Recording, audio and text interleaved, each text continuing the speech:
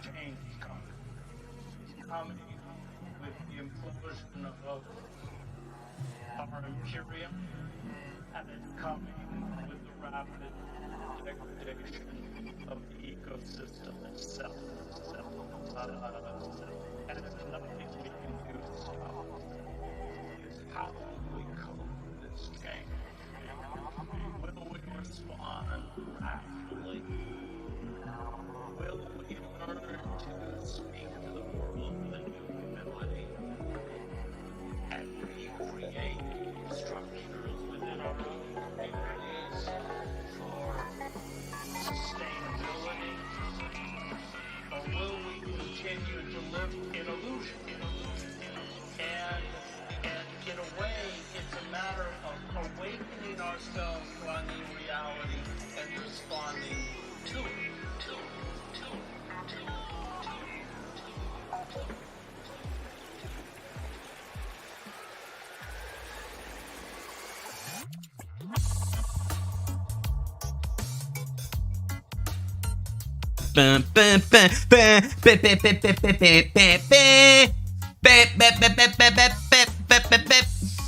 Oh boy.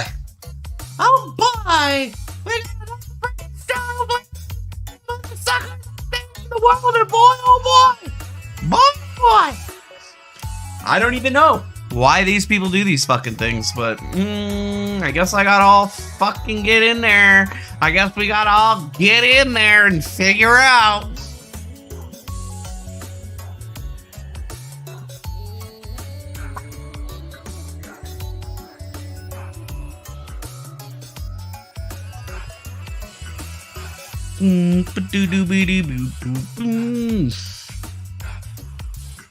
That intro kills, bro. That intro kills. What, Lunchy?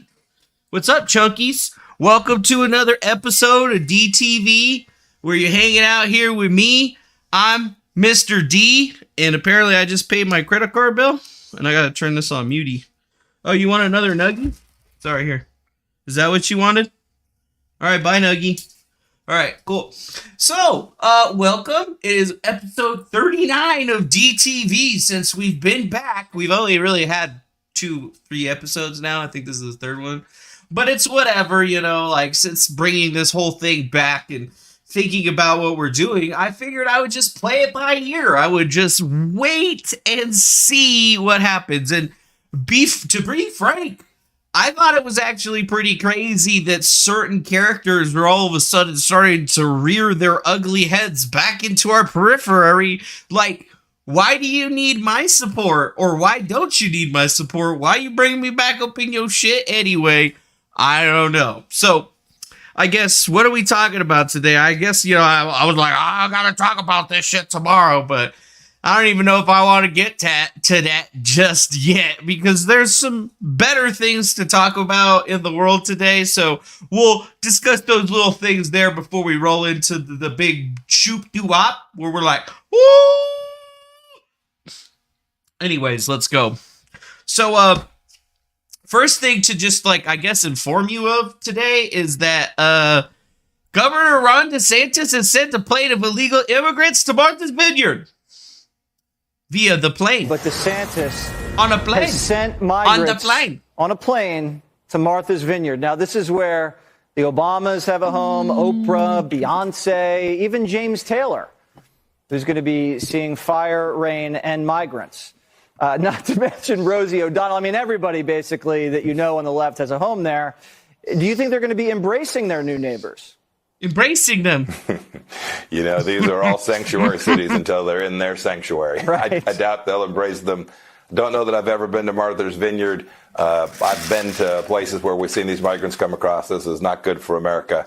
Every town's a border town, and we need to make sure we get our southern border secured exactly like we did for 4 years, Jesse.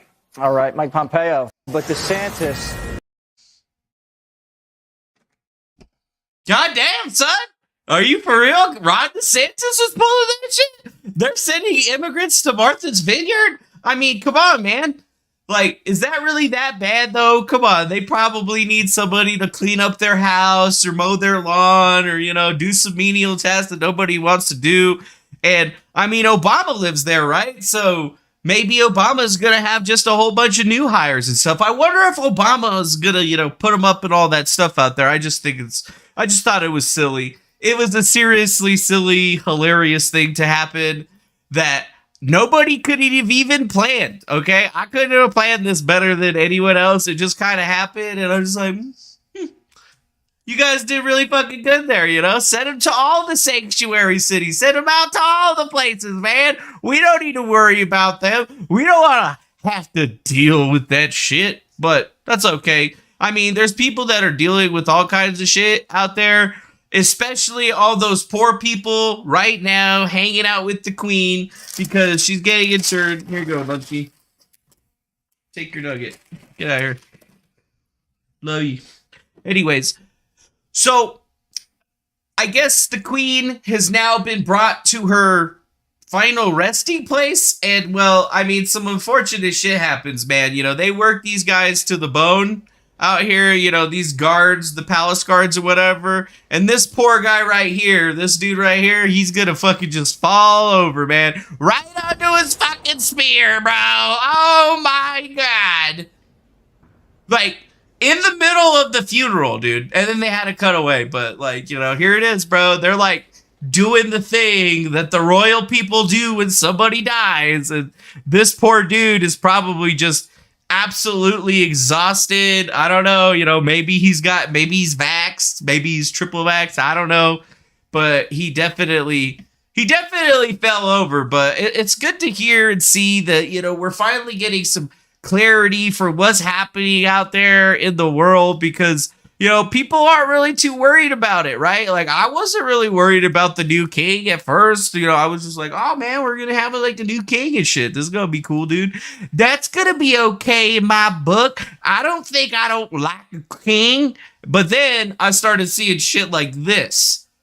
British king succession. King Charles I was beheaded by his own people. King Charles II ruled during a plague. Now the world awaits the rule of King Charles III.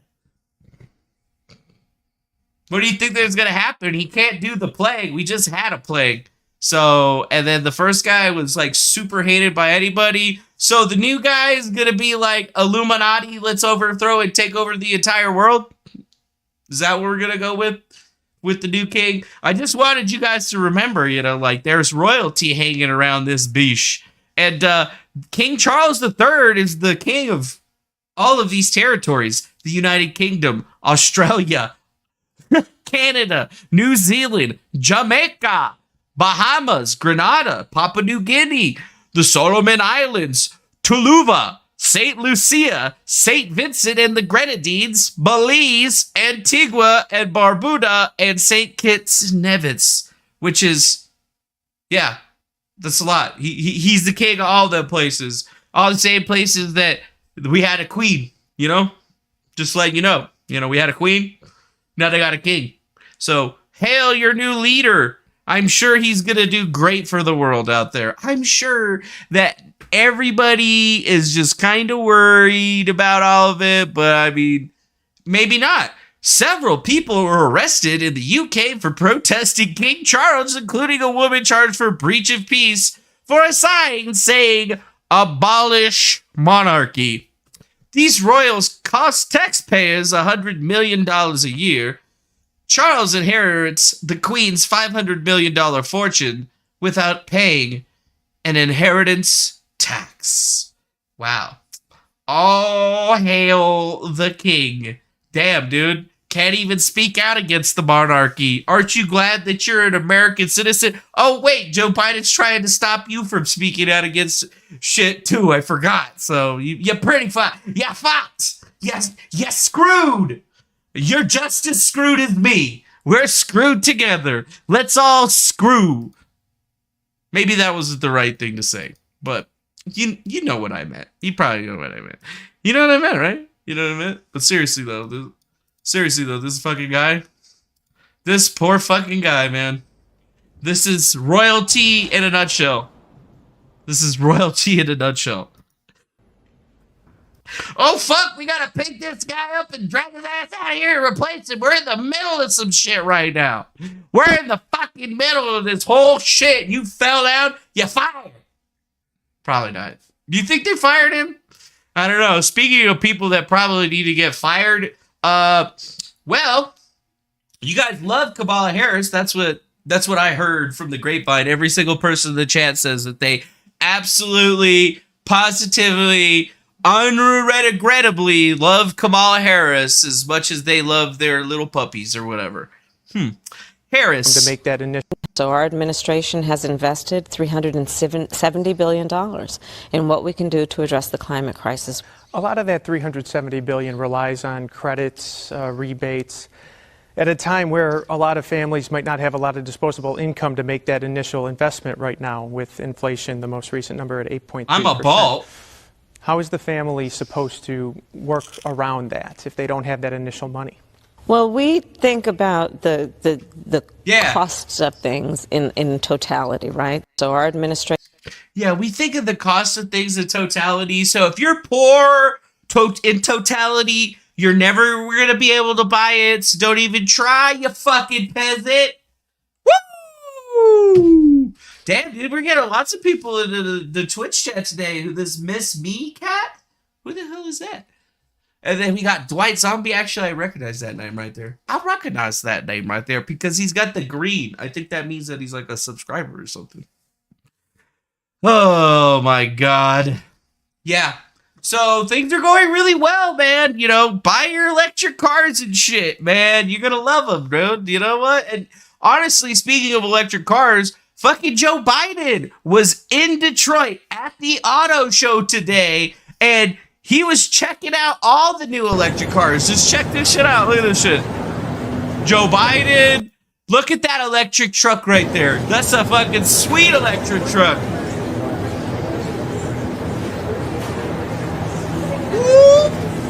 Woo! Is that a Corvette? Oh, wow. I didn't know they made electric Corvettes, bro.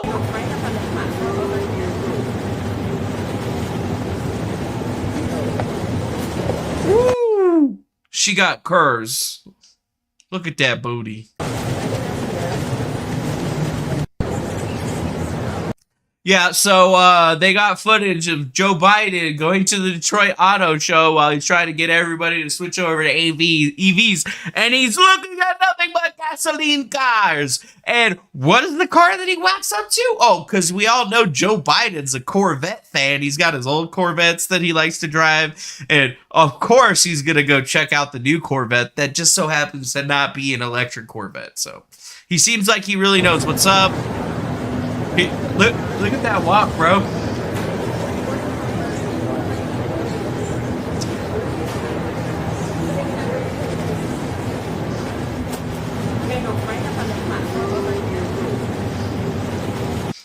Yeah, go over here now. Now turn this way, step up around this way. That chick is leading his ass. She is leading him everywhere. She's leading him around. I mean, yeah. Okay, so this guy he's the president. He's the president. Everybody fucking loves him. Including you. You love Joe Biden. There's never been a better president. He's the greatest president that ever existed. No one can disagree. Blah, blah, blah. Blah, blah, blah. Blah, blah. Blah. But it's all right, dude. Joe Biden going to the Detroit Auto Show, testing out luxury vehicles, and being all like, yeah, guys, buy an electric car and shit. We're going to have all this fun while everybody's worried about inflations and their wages and savings going to nothing. Sounds like a great time, motherfucker. Oh, my God. Oh, my God. I mean, it's just like, what can you really say? What can you do? I don't know. You know, disclose DP. What are you doing to us? But just showing us, you know, Joe Biden going and revving a gas-guzzling Chevrolet Corvette Z06 that starts at $105,000 and runs on that sweet, sweet dino juice. And, you know, I guess he also looked at a Silverado EV or whatever, but nobody really cared about any of that shit because, you know, the shot piece is, Oh yeah, I'm Joe Biden sitting in this sweet Corvette, America. Woo! Maybe he's animatronic. I don't know, dude. I just don't think he's animatronic because this is not. Come on, man. Come on, man. Yeah, maybe not. Come on, man. Yeah. No. So, even more so, I'm sure you guys are definitely worried about the new up-and-coming pandemic because all of you guys participate in activities that would put you at an increased risk of acquiring this disease, hypothetically based on the stuff that's out there in the news today. But good old Rand Paul, you guys remember fucking Rand Paul? He's still around, dude. And guess what? He was grilling Mr. Fauci. You guys remember Dr. Fauci? Well, he was asking some very pointed questions, so I would just go ahead and play the video for you now so you can check that out. Immunology. Any of the guidelines for vaccines. Monkeypox? Guidelines for vaccines from the government. Monkeypox response? Infection as something to base your decision-making on with vaccines. Do any of the guidelines involve previous infection? That's why you're ignoring previous infection, because it doesn't involve any of the guidelines. And furthermore, we've been asking you, and you refuse to answer, whether anybody on the vaccine committees gets royalties from the pharmaceutical companies. I asked you last time, and what was your response? We don't have to tell you. Right. We've demanded them through Freedom of Information Act, and what have you said? We're not going to tell you. But I tell you this, when we get in charge, we're going to change the rules, and you will have to divulge where you get your royalties from what companies, and if anybody in the committee has a conflict of interest, we're going to learn about it. I promise you that. Mr. Chair, can I respond to that, please? May. Okay, there are two aspects for what you said. You keep saying you approve, you do this, you do that. The committees that give the approval are FDA through their advisory committee. The committees that recommend are CDC through their advisory committee. And you keep saying, I'm the one that's approving a vaccine based on certain data. So I don't really understand, with all due respect, Senator. You're the one that said you would not reveal what companies gave you royalties, or what company gave the other scientists royalties. Gotta move That's on. what you told the committee. Senator Paul, Sir, you gotta move on. Could I please answer that? Briefly, You yes. keep asking committees. They're not my committees. They're the VRPAC committee for the FDA and the ACIP for the CDC. So I don't have any idea what goes on And they with won't reveal, as well as you won't reveal. Oh, wait, I can't turn it up any louder. Oh, fuck. Thanks a lot, dumbass. Anyways, what the fuck were they saying while we were so rudely interrupted? Oh yeah, Dr. Fauci talking about how he's not going to discuss anybody getting royalties from pharmaceutical companies for vaccinations and stuff like that. Damn, why doesn't he want to answer that question, you guys? That seems pretty simple. Just like, yes, no, yes, no. And then the follow-ups, there's follow-ups, right? Like if it's a yes, then you're going to be like, okay, how much and who? And then if it's a no, you're going to be all like, oh, okay, that's fantastic. No more questions. Like, what the fuck? God damn it, Fauci. God damn it, Fauci. Dr. Fugazi over here. But yeah, he's still around. He's still pulling his bullshit, doing what he's going to say. Yada, yada, yada. Apparently, we're going to learn about it, though, according to things. And this was during the monkeypox response meeting or whatever, because I guess there's almost a monkeypox pandemic or something like that that's happening. Although I've never seen anybody with monkeypox or, I haven't even heard about anybody having it around me. But, I mean, what do I know about disease and infection? I don't know anything. I just know what I read on the internet and shit, because that's what I do, bro. That's what I do. And, I remember I was looking for something yesterday. So you basically said this is going to be like, well, it's almost like, you probably don't see it like this, the two different classes of people. If you're vaccinated or if you're unvaccinated, you have all these rights. If you are vaccinated... That is what it is, so yep. Yep. Can you describe that you were previously hoping not to have to do that, I guess, when we still looked like we could maintain elimination across the whole country? I guess that has now changed because... I think it was less because necessarily of the elimination determining that, and more because we, of course, maintained, and actually we have managed very high vaccination rates, generally, without the use of certificates. But actually what it's become clear to me is that they're not just a tool to drive up vaccines. They're a tool for confidence. People who have been vaccinated will want to know that they're around other vaccinated people. They want to know that they're in a safe environment. It is a way that we can give confidence to those who are going through their own individual reasons. They may personally be vulnerable. They may have events they want to make sure they're not unwell for. They may not have had COVID-19. We all just need to respect everyone's individual decisions. People will use masks through going back into hospitals. You probably don't see it like this, the two different classes of people. If you're vaccinated or if you're unvaccinated, you have all these rights. If you are vaccinated... That is what it is, so yep. Yep. Can you describe that you were previously hoping not to have to do that, I guess? This is the same person? This is the same person. Well, congratulations, Jacinda Ardern. You are a hypocrite to the max. Yeah, there's going to be two classes of people. That's exactly what we want. Oh, yeah, I get reelected. Yeah, no, we want everybody to be cool. We're just going to cancel all this shit. And we're not going to talk about it. We ain't going to talk about it.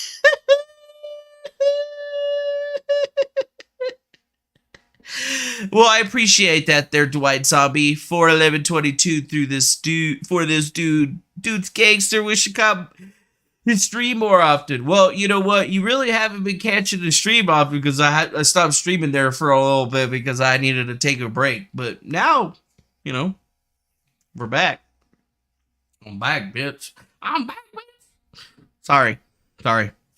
So, whatever. And then, you know, I don't know, just because it's funny, here's a nice little palate cleanser for you. Here is a Tesla service vehicle, Tesla mobile service vehicle, and I would like you to understand that that is a Ford Transit van, the same kind of van that Cabby Petito died in, or was driving around in for all of you murder mystery buffs out there. But yeah, there you go, right there. Just a Tesla service vehicle. It's a Ford, you know. How come Tesla hasn't made, like, you know, a Tesla van to go do all that shit? You know, wouldn't it be easier for them to, like, recharge shit with the, like, the van? Yeah. It's kind of like going to the Harley Davidson dealership and then, you know, you're getting your parts delivered in a Harley Davidson Ford. Yeah.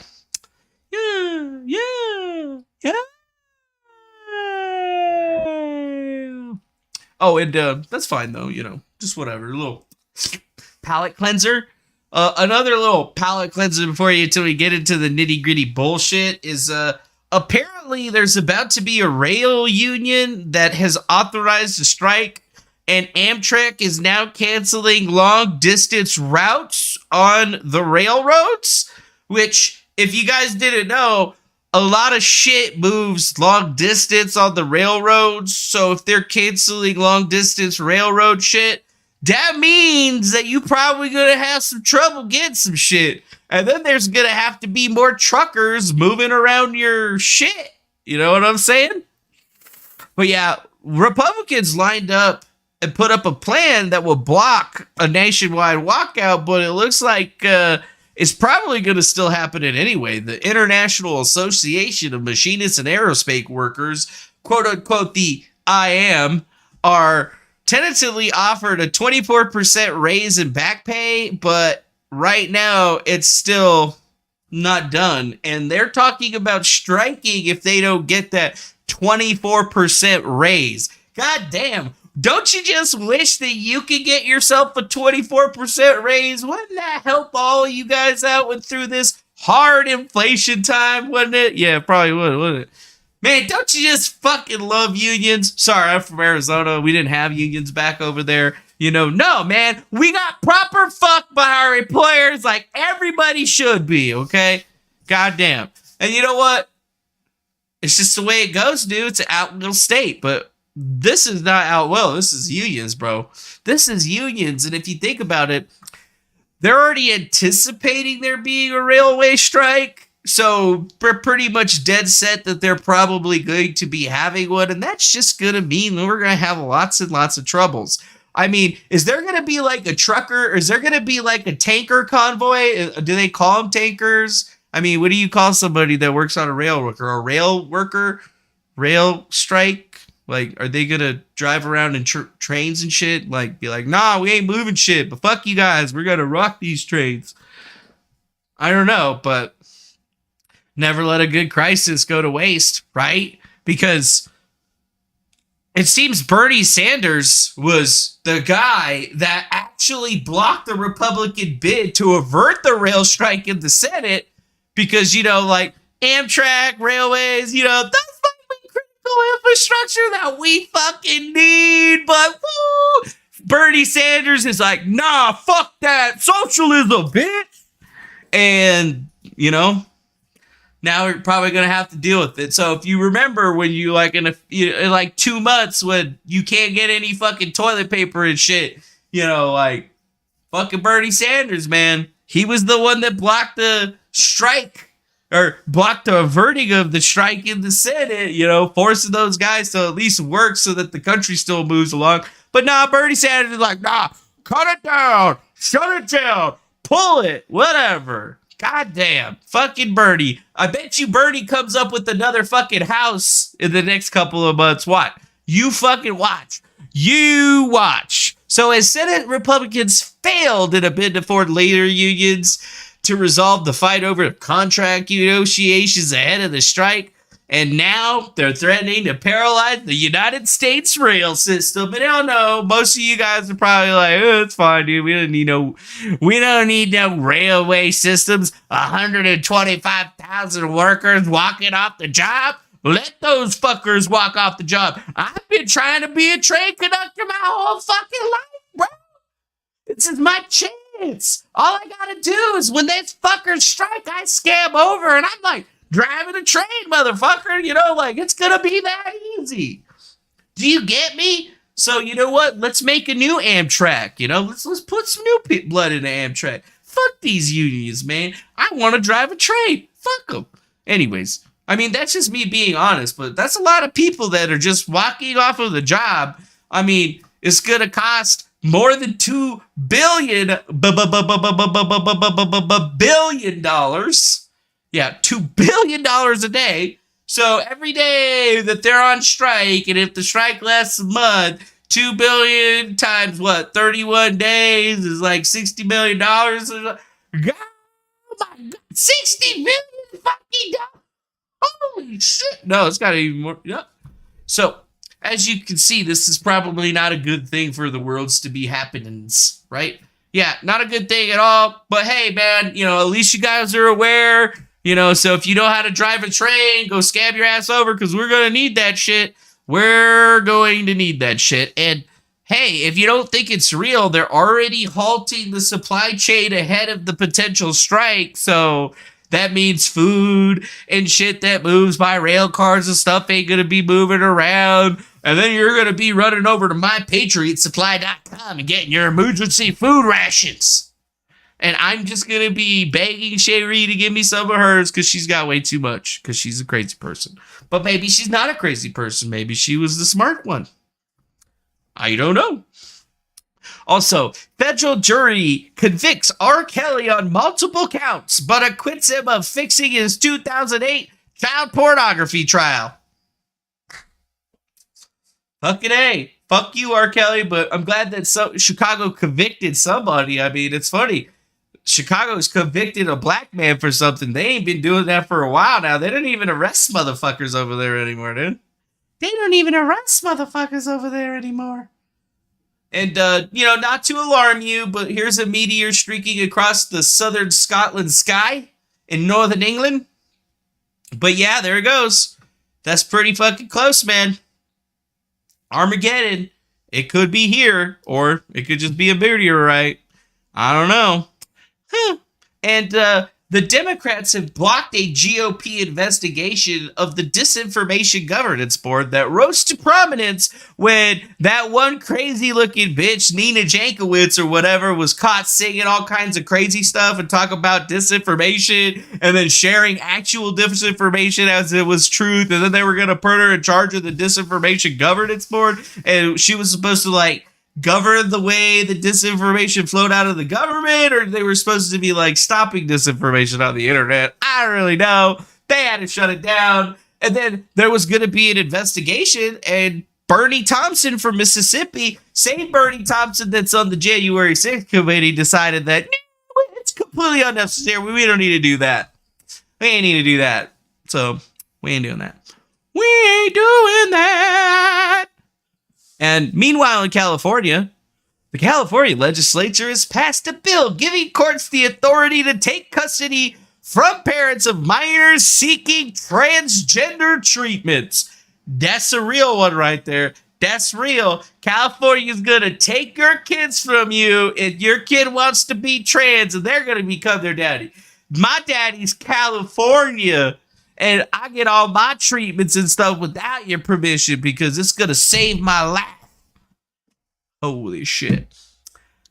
Unfathomable. Dude, Gavin Newsom, man, this guy is just like the craziest motherfucker that ever existed. Like, he really thinks that he's got a shot at being president.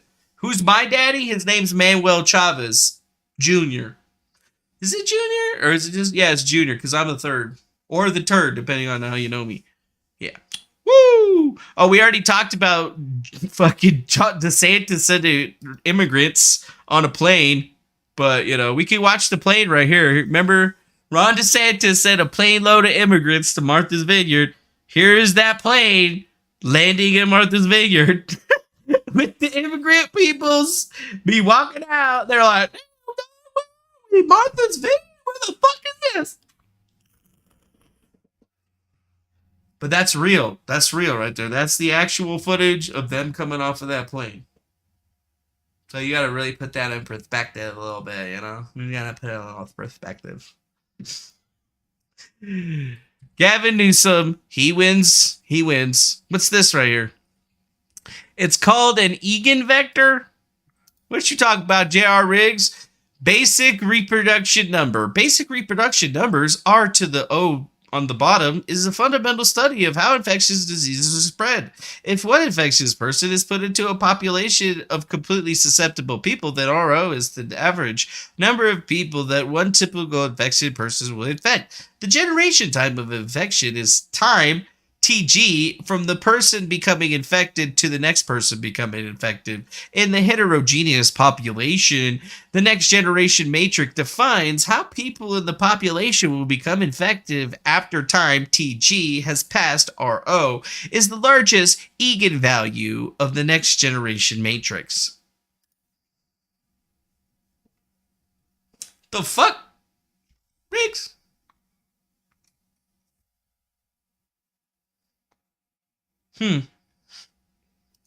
Oh, by the way, I would like to remind you that that website, hallsofamenti.io, is still available, and it's recently received an upgrade. And I also remember what my password was for it finally, and then I finally fixed the email and shit, and then all the inline stuff works. So you guys should probably come check it out. It's pretty cool. We did away with all of the cryptocurrency stuff because of we need to be non-custodial wallets and stuff, but if you had an account on Gitmo or, you know, the other one, still the same login information, still works and everything, and it's actually kind of nice. It's actually kind of nice.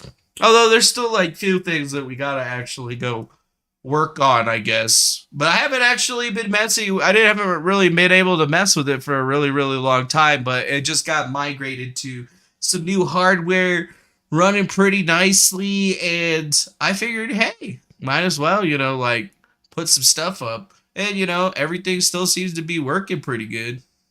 It all seems to be working pretty good. It works pretty good, actually. I think, you know, taking the crypto shit out of it actually made it way faster again, so right now Squids is working on trying to integrate that into Metrix coin because it seems to be one of the only coins that's actually working into something. Metrix network. Yeah, I think this is the one. So this is what Squids has been working with. So this is what they're working on, saying that pretty much everybody is all into, working with this Metrix coin, which is a pretty new style asset, pretty cheap or whatever. I'm not selling the cryptocurrency here or whatever. We just, took it out of Ohm and the other ones because it's never going to grow unless it actually has like a user base. But according to Squids, I think... wait. There it is.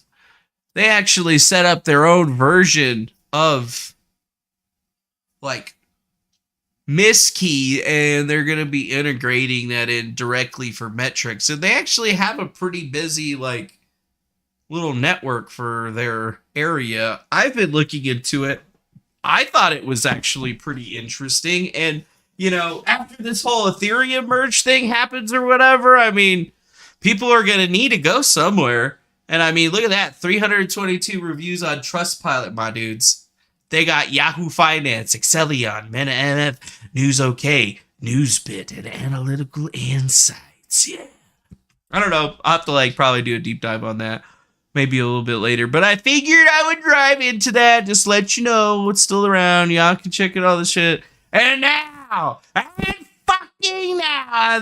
moment that you've all been waiting for. You and Kelly is Nice and Dwight Zombie and CV and the Return of the FOMO and the Zombie President and all of you other people that I have to scroll up for to go see your names because my thing's too pretty big.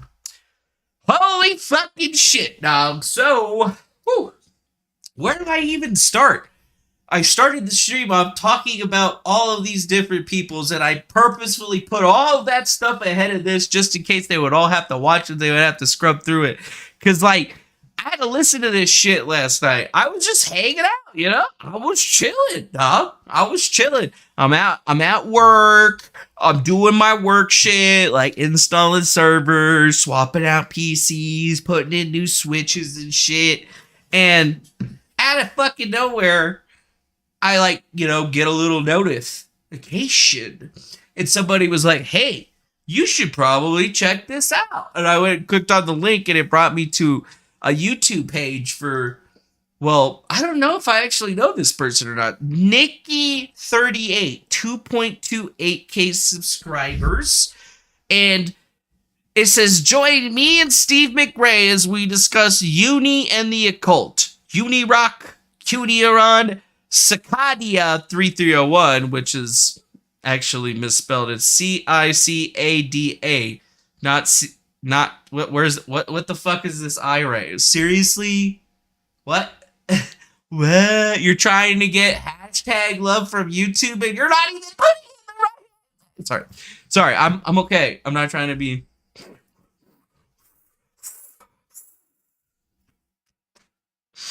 Woosah. Woosah. Woosah. Lunchy, want another nuggie?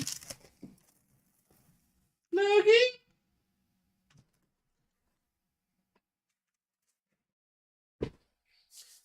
Nuggie? I'll just throw it over to you. You little lazy puppy. So yeah, I'm just hitting switches and shit, and then I see that shit, and I was like, oh, what is this? I'm gonna listen to this right here. Why not? Me and Steve, I guess we're friends. We used to be friends on Facebook, but I unfriended him because he was always talking about some atheist shit. And then I would be answering and he didn't like my answers. Or he did never reply to them. I'd be like, well, if you're looking for a mathematical proof of God, here it is. Or here's another example. Nope, can't say anything to that. No, get the fuck out of here with that shit. So, two names that I haven't really heard in for a long time, and then a new person. So, we all know who Uni fucking Rock is. I mean, if you don't know who fucking Uni Rock is, I think I have a perfect fucking video to bring you into the situation from a good buddy, Fried Oregon. Yeah, good old Fried Oregon. This guy, just a fucking gangster, man. But here it is. Let's take you back. Let's take you back.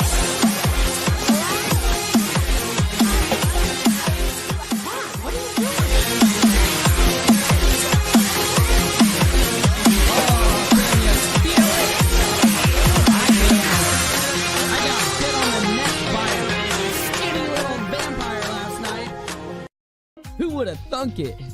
Man, they just ironically know everything Unirock knows a day later. Whoa. All that right now on tonight's live, guys. Thanks for being here. I'm Uni. Let me come up and greet you. Welcome to the dive.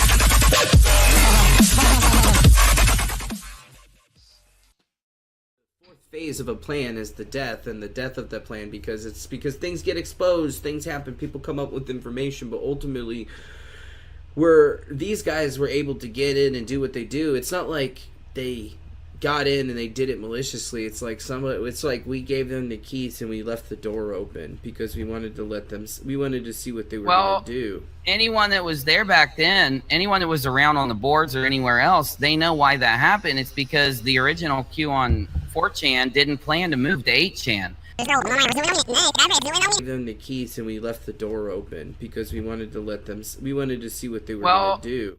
You know, the accoutrements all there. I just think that the last person that's going to come up, or the person that actually come up, might not be the person that you expect. Oh yeah, definitely. I'm not saying any of this is 100 anything. I'm just reading an email and then, taking in what they're saying. They obviously have followed a lot of what's happened up to now, that's for sure. They say this, though. They say that the original OGQ is not the writer of the email, but they can get me an interview, okay? Thank you, the original Q. Woo. So I guess I'm going to interview the original Q soon. Ooh, I wonder who it is, dude. Dun, dun, dun. I think it'll be interesting to see who it is. For reals.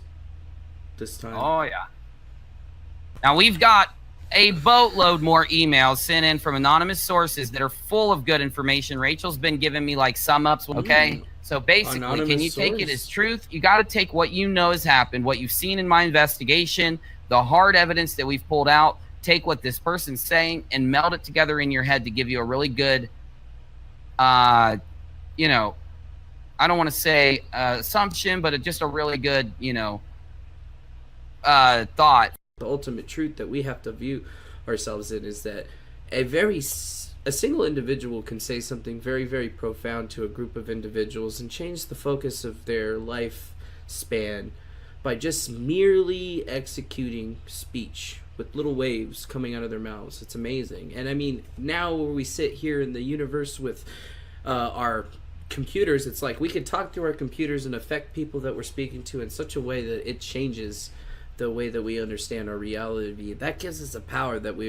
makes us very powerful, but it also makes us very susceptible to forces in nature. And I think the ultimate truth about everything that everything that everybody's worked on together collectively is to identify what's actually real. And what was real is that all these people got together and they're all doing something. And how are they going to come together and fight this battle? You amassed an army. The army's there. You wanted an army? Done. You got an army. You got an army of people that could do great things. Are you guys going to do the things that are right to help, like guys like Julian Assange, or are you just going to stand there? Y'all sitting on your asses crying and shit. Stupid. They're partying. They're partying. Yeah, man, but what is more powerful and more shocking? The person who solves the puzzle that the group puts out, or the guy that goes behind the puzzle and exposes the puzzle master? You get what I'm saying? Exactly. And that's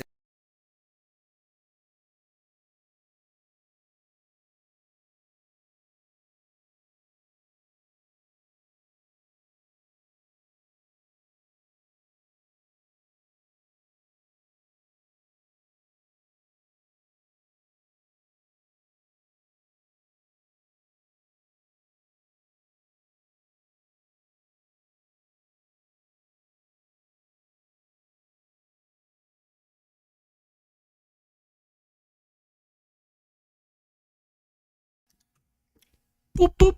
Sorry about that. So, I guess it's a little bit strange to think that this is kind of how it used to be back in the day, I guess. We would look at these things and then now we get a better understanding of what we're actually kind of getting into, right? We're going back all the way back then, like 2017, 2018. Like, really? That's what we're going to? So, you know, as I was sitting at work with my AirPods in, just, you know, like, I see this video that somebody sent me. I started listening to it. It wasn't live.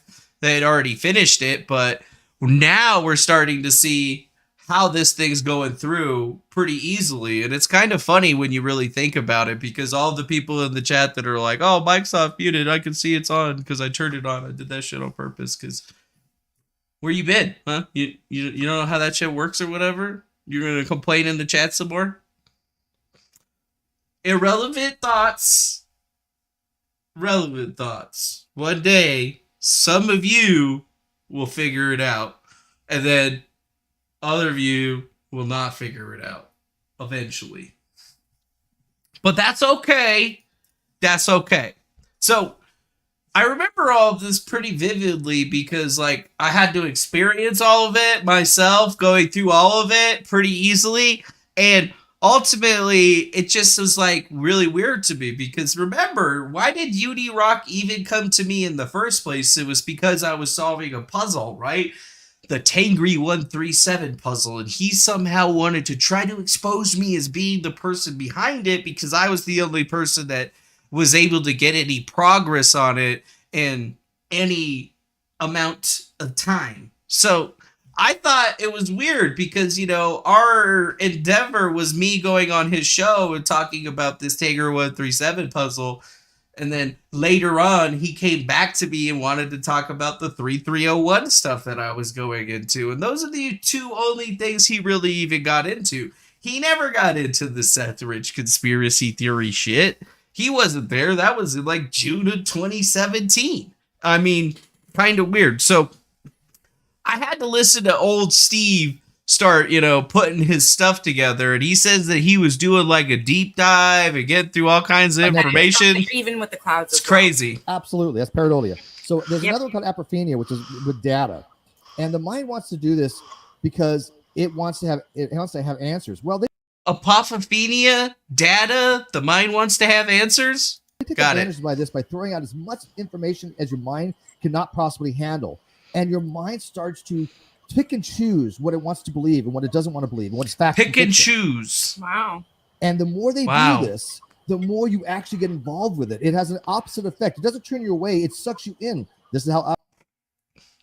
You see what he's saying right there? So now, I think I got to go to about right there. No longer on his channel. It seems to be deleted. But this is what he used to do. And this is why nobody's found this video, because it's no longer on his channel. It's on a different person's channel. And this is where he met DeFango. That's where he met me? It's where he met me? You have to screen share it. Oh, right, you're doing it on the outside or you're doing the inside? There we go. Yes, Tara, I'll speak slower. Sorry. I know we got a lot to cover, and that's probably why I'm speaking quickly. But there we go. They'll get there, dude. They'll fucking get there, dude. It's what happens when you use StreamYard. So this is from about 2017, if I'm not mistaken. From about 2017? It was in 2017. Dipshit. Feeling crazy today, my friends.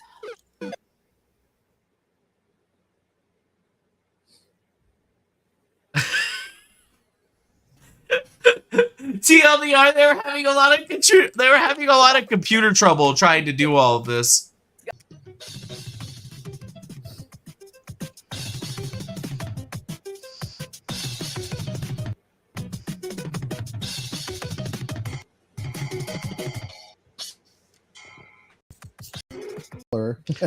Wait, was it stuttering? It goes on like this for a while.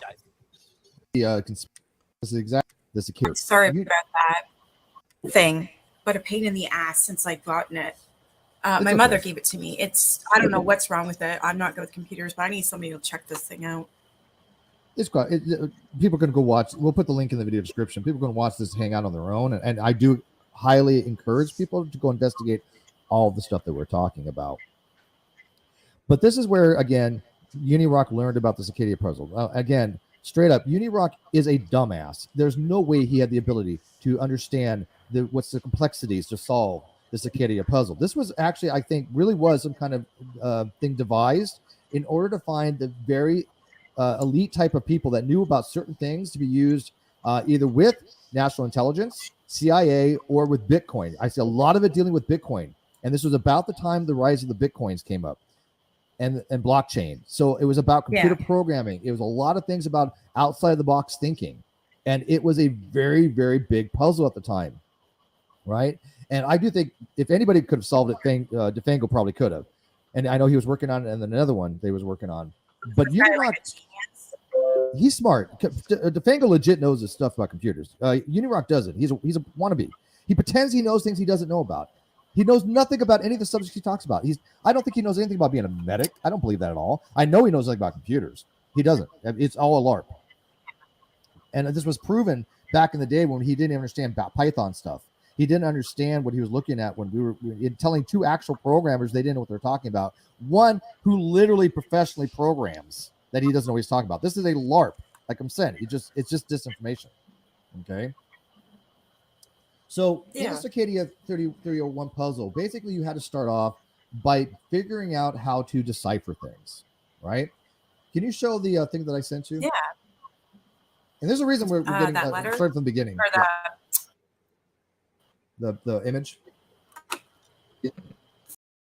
So we're like 16 minutes into this thing. They had a lot of difficulties, but basically it seems to be something about Steve trying to say that Unirock was involved with Cicada 3301 in some way, more directly involved with Thomas Schoenberger in some way, and then connecting all these people, calling me like a secret agent or a government agent and shit. Like, this shit gets, like, crazy fast. Like, it starts off, and I was like, oh, okay, like, all right, I guess, he's kind of, like, talking about it, but it gets more insidious as it goes along. And it's funny, because he makes fun of Unirock not being able to solve the Cicada puzzles, but everybody remembers that at the beginning of 2018, all of a sudden, Unirock started caring about cicada-related things. And that's when everybody saw that Mr. TS was hanging out in his chat, allegedly sending him super chats and shit like that. And then later on, actually, because, like, unlike some other people, I could go into my little, like, thing here, and I gotta go to my other account, and like I gotta type Unirock right here, and then I gotta search for it, and I can like pull up lots of fucking shit of stuff that happened in the past. So if people want to like look at it or understand it, I've been pretty good about keeping a lot of this information out here so that people can understand who's what, who's doing this. Remember when Unirock said I was 46? That was funny right there, actually. Or this is probably a pretty good one right here. Here's an email from December of 2018 where Thomas is emailing not only Unirock, but Unirach. And, basically making it known that he knows both of them. They're CC'd. So is Titus Frost, and your shit's over, bro. You're fucking done, dog. Man, well, you're done. Arturo is taking you out. And these two other guys are going to be taking you out. Ah, yeah. But no, Unirock, he doesn't know Thomas. He doesn't work with Thomas or anything like that. I don't know. I don't think we have any fucking evidence of that. This is definitely not, this is definitely not a super chat directly from Thomas, but it's a super chat from somebody. We do see a lot of different people, like this one right here, all of a sudden, pretty big right there. But it's Australian dollars, so it could be like one of those chicks that's in Thomas's harem that's sending him money, right? Right? Possibly, maybe, I don't know. Or what about that one time I bought a website just to fuck with Unirock because he was trying to say that I owned a whole list of websites because, I don't know, that fucking asshole Lestat was telling everybody DeFango's all involved in this shit. Actually, I think all I need to do is put QAnon. Is it QAnon that I have to do? Yeah, I have type QAnon. I get a whole other list of shit that I can go look up. And I mean, honestly, it's just kind of hard for me to go through everything. I look at each individual piece of documentation, but eventually all this stuff's just going to kind of going out. But here it is. Right. This right here is part of like one of the things that back in the day, Unirock came out with these data points right here where he was saying, haha, we found the QAnon server. And then him and this Lestat character were trying to say that all of these websites were owned by one singular person, and that person was me. And that's what Unirock and Lestat and a bunch of other people were saying. But in actuality, I actually live streamed myself while they were discussing this right here. I took the list right here, and if you look at it, there's one right here that says reputationhijacking.com, and it says that it was last seen on 180309, which dictates that that website is no longer a part of that server, meaning that somebody didn't pay for it. So I went ahead and bought it. And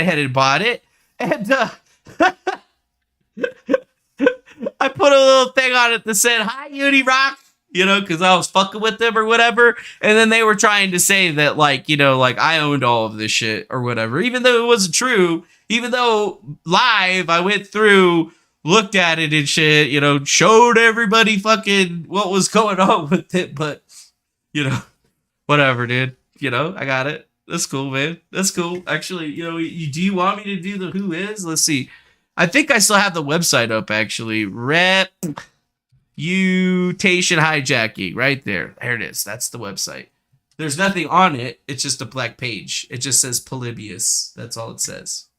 It don't say anything else. So then, one of those funny things that you could do when you're like me, you don't have a problem pulling all of this stuff up and showing people, really what the fuck's up with your shit. Because, you're a badass. And you have a decently sized PP and stuff, and you ain't afraid of these fucks. So when I go over here, you can see that reputation hijacking is on dreamhost.com, and it's currently registered as private, right? But what we can see is that whoever registered on it on Dreamhost registered it on 7/17/2018, which coincides the day that I was, on live stream buying that shit. So, I don't really know what people are talking about, but it's like, I show you this kinds of stuff because we have to do this sort of thing in order to really cut the people that are coming at us. And then the people that are out there trying to say that they have like information and they know stuff, okay, well, here's my Dreamhost web panel. And I can show you right here that I actually have reputation hijacking and it's registered to me, and that's it. But I don't have any of those other fucking websites whatsoever, dude. I just have the websites that I'm in control of, and I already told everybody what was legit about that stuff. But I bring this up is because it's easy for somebody that doesn't like you or is trying to create a narrative is to use apophenia to bring a bunch of shit together so they can figure somebody. And what we're dealing with right now is a very, very bad thing that I feel that Steve's done. Obviously Steve McRae, why did I even get talked to that guy? It was about Unirock, I think, actually. Him and that chess chick brought me together so they could talk about Unirock. And then it devolved into all this other shit where everybody's fighting with each other. The non sequitur show, la-di-da, la-di-da, la-di-da. But, I integrated. I, tried to see what the hell they were all about. And I was just kind of like, this chess chick is hot, but the rest of y'all motherfuckers definitely ain't my cup of tea, man. You ain't my cup of tea. But I was respectful and nice. I didn't really try to create fights. But I got trolled for even helping this guy out. Steve McRae, the guy that said a pedophile was an honorable man in context. Yes, I remember all of it. And I remember getting trolled for all of it. And I was just kind of like, well, it's Unirock, and Unirock's a piece of shit, but everybody's trying to say Unirock's the greatest. And I'm just like, yeah, he's really not. I thought he wanted to be friends, but he just wanted to rip me for content, right? And then all of a sudden he seems to have gotten into contact with Thomas while me and Thomas were allegedly still friends, and he was doing videos against me and my information and promoting all of this made up stuff between Thomas, Lestat, and all of them, where they were saying they were the creators of Q. So it's kind of funny because once you start hearing what Steve's actually saying and looking at the documents that he's using, like he pulls up the notorious internet provocateur article from the Daily Beast and our good buddy Will Summer. Yeah, thanks, Will Summer.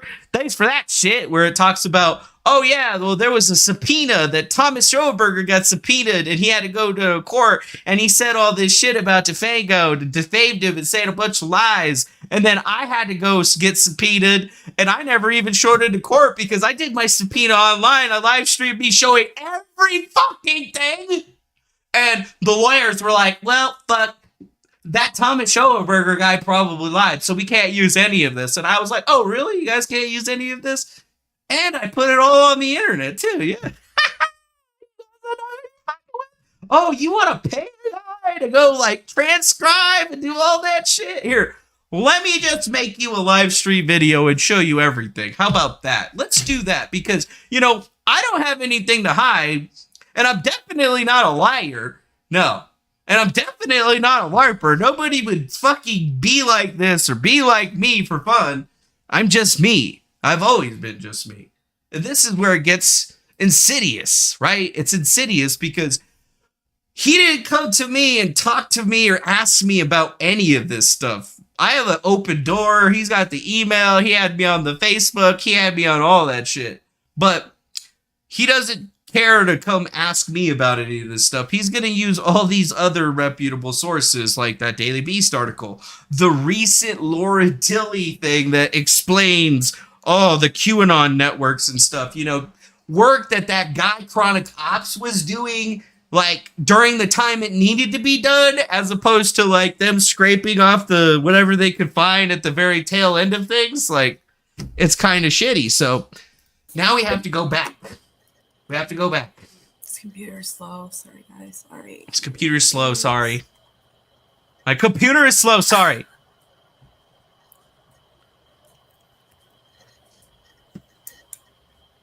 So yeah, it goes on like this for what? There you go. And even Cicada, the first you have to. Yep. And so okay, so see this particular showed him how to market certain things, how to market the more psychotic people out of that. Look at absolutely, and this is what he goes. In fact, one of the reasons, if you look at that video that you just played, in there is his PayPal. Yeah, he has been, his PayPal has been his lifeblood because he doesn't pay taxes on it. He doesn't need to, right? Because it, not anymore. PayPal is nominal stuff. $100, $200 is just slush money, right? Yeah. But he really, what he does is he infiltrates groups, tries to collect the more psychotic people out of that group, the more sociopathic, the more amenable to his conspiracy theories, the more malleable-minded people. And those are the ones that stick with him, have for years. For years. And so these are the ones that are donating to his PayPal. And this is and he learned a lot of this as he went and how to grift like this, because he was involved with some of the QAnon people. And they showed him how to market certain things, how to market his channel. And he admitted this. I have all this. And I will be showing you this guy's stuff. Yep. And so, okay, so see this particular puzzle here? You guys see it on the outside? Okay. What? You have evidence that Unirock was working with the QAnon people? Fuck, I'd love to see that shit. Like, which QAnon people? You talking like the Patriot Soapbox? Is that who you're talking about? Because he was on stream with them, but he was doing the send me your money to PayPal and all that shit way before y'all ever met them. Like, it was his MO since he had started, and I first met him back in early 2017. So it'd be really weird that the QAnon people taught him all of that shit, because he was doing it way before that shit showed up. But I guess he's probably got a point somewhere. You wouldn't know to begin to figure this out. Right? Yeah. By the way, that's not evidence that Unirock is, you know, all that shit. That's a Cicada 3301 puzzle. I mean, he could have just pulled it up. I mean, I don't know. You guys don't know how to fucking live stream? You guys don't know how to use fucking OBS? It's really easy to put your desktop, a camera, and then just show people shit. And then you don't have to worry about StreamYard telling you how you gotta do shit. I mean, but fuck me, all right? You know? Fuck me. Okay, neither would I. Okay, I couldn't solve this puzzle. No, I don't even know. No, I just even see this and someone told me it would be a puzzle. It's like, huh? It's a puzzle. It's the first step. There's multiple steps, and only one person finally did solve it. If you go to Wikipedia, I don't remember his name, nor do I care to remember. It doesn't matter. Joel Erickson. His name's Joel Erickson. Names actually do matter. Sleeve McRae. But he did solve Is it Sleeve McRae or is it Steve? I can't remember. The first puzzle and the second puzzle are not related. And even Cicada, the first one, it said, these are not with us. Okay, and they have what's called PGP, which is pretty good privacy. They said if it's not have this key and with this PGP signature, it's not from us. Okay, so the second one was hijacked in 2015 by a guy named Thomas Snellenberger, or whatever his name is. Schoenberger. Thomas Schoenberger. Say it with me now, Steve. Schoenberger. It's exactly how it's spelled. We'll get to that. And that's the guy that Fango was associated with. They were associates. Yeah, we were associates. In legal documents, and Fango's talked about this. It's been in legal documents, and Fango's talked about this. Yeah, this was the guy that was behind the puzzle that tried to get me to join the Shadow Box company and did all those things that I told everybody about. That's right. I was pretty upfront about all that shit. I guess we're associates, you know. Yeah, we're friends. I had to get a restraining order on my friend, but you know, those guys, they're working together. They're doing all that shit. He is not responsible for QAnon, although there's people that suspected he was, but he was not. He did help with the second movement, but the first, nope, not at all. But this right here is how it all began. This was in 2000, I believe, 12. Now, the first step in solving this problem is you need a special program to do it, which computer people would have probably known at the time, right? If you go to your Twitter, I sent you that particular text. You didn't need a special.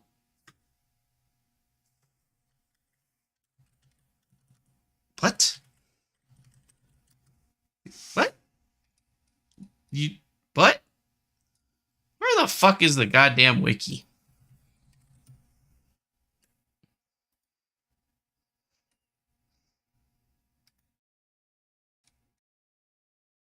Yeah, on January 1st, highly intelligent individuals, there's a message hidden in the text. All you had to do was open the image in a text editor, any text editor, like Notepad.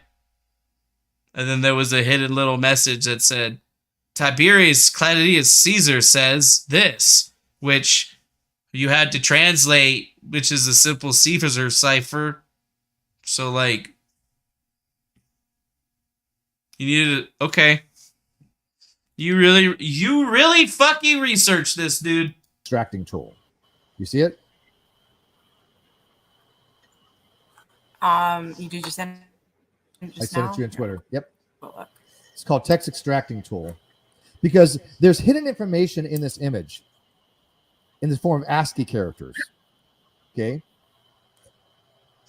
Not what you see written, but written in the code itself for the PNG or JPEG. So pull that up.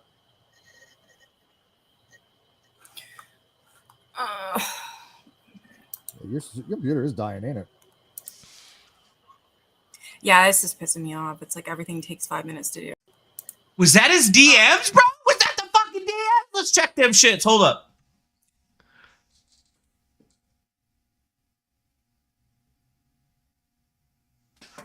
And what is this? Text extraction tool, boxed trick? What the fuck? No. That is not how it was. This is the fucking wiki made by the people who did it. And that's not what it fucking says. Your computer is dying, ain't it? Yeah, this is pissing me off. It's like everything takes 5 minutes to do. I've never had this issue with that 12-year-old laptop. Well, I could fix it for you for a fee. I'm bringing it back until I get this fixed. Screw that. Ruin says QAnon was a follower of Q. Try to translate Q drops. There was a lot of Q drops. These were all on the 4chan and 8chan boards. The first, like I said, the first iteration of QAnon, I do believe, was called FBI Anon. I think that was a predecessor. Again, this is supposition to me, but I think that the FBI Anon and CIA Anon were precursors to test the waters for the QAnon conspiracy, to see how they could get this information out there. And people that were involved in the movement were disinformation agents to do this. This is not, and again, this is not conspiracy. This is in an actual report that they did, which we will show you, that has all the names of the players. And what happened was DeFango. They have an actual report that's got all of the names of the players. Outed a lot of these people. This is nothing that people have not heard before. DeFango is famous for blowing the lid off Cicada 3301 because he let loose the names of the players in the second iteration because Thomas had screwed him over. His view was, I will screw you back. And like I said, we'll get into that. This is foreshadowing. What? That's not what happened at all, dude. No. I had a group of people put together to do this when I went to DEF CON in 2017. I went to a whistleblower portion of the conference that was a 303 Sky Talk, met up with a bunch of people that apparently were in the military and shit and worked in intelligence. And I said, hey, here's my really fucking retarded idea. Y'all should do something with it. And then a guy named Justin McConney from an organization he proclaimed was called Bag of 3X said that he would love to talk more about it. And then we discussed a little bit more about what was going on with the plan, and then he went on in action. And then a few months later, the QAnon thing comes out, and the password for the goddamn thing is Matlock. And it was funny because, you know, like the day that QAnon started posting, some people were asking me about it, and I said, oh no, that shit's just Matlock for old people. Don't fuck around with that shit, because I knew. You know, I can't be the one that's doing all of this stuff because I don't post disinformation. I debunk disinformation and whatever. So all of that gets extended. And then sometime in November, December, I receive an email from a person involved with Cicada 3301 who went by the moniker Fox, who said, look at this. I think that this guy is really lying to me and stuff like you've been telling me and that I need to get out of here. And I was like, yeah, the only reason I'm still hanging around is because I'm just trying to, you know, see it through to the end because I set up a plan and I wanted to see it. Thomas was the one that actually was trying to say that he knew who QAnon was and he was involved. And that's when the second iteration of QAnon started, going to 8chan.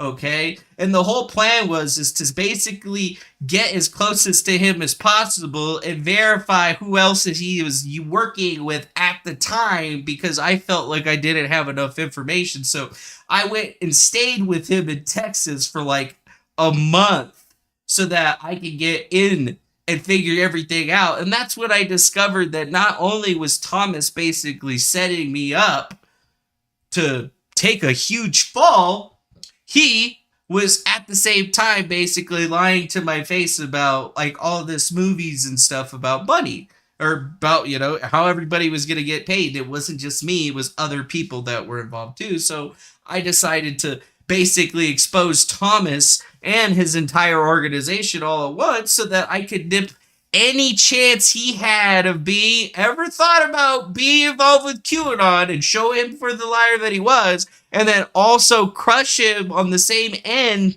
of the Cicada 3301 puzzle. It was because I was trying to take down a master criminal. And I mean, I'm just badass like that, I guess. So, you know, I guess we could say, you know, it was revenge, but I mean, I don't really think that I was doing revenge. I think I was more or less just pushing forward in a public service because I discovered a very, very deep and deceptive network of disinformation agents. Yeah. But all these names are in this document we're going to be showing you as soon as she figures out how to get this up here. And I apologize for the technical stuff. The fuck is going on? Do you want me to try to show? No, I've got settings popping up. They won't let me help. Are they hacking your computer? Because you never had this problem before. Are they hacking your fucking computer right now? I don't know. I've never had this happen. Like, why is it when we're talking about QAnon? This is wow.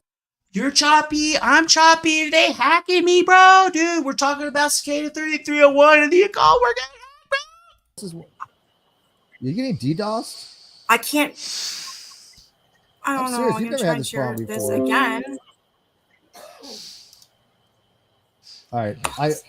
You know what? I will. How about if I screen share? Would that work? Maybe. Maybe you should share the stuff because apparently I'm not allowed. I'm gonna try right now. Can you bring me in? Okay, I got it. Hold on. Yeah, I can do it. Did it share? Nope. Can yeah, I'll take mine down and you can share it. Try let me share it. Yeah.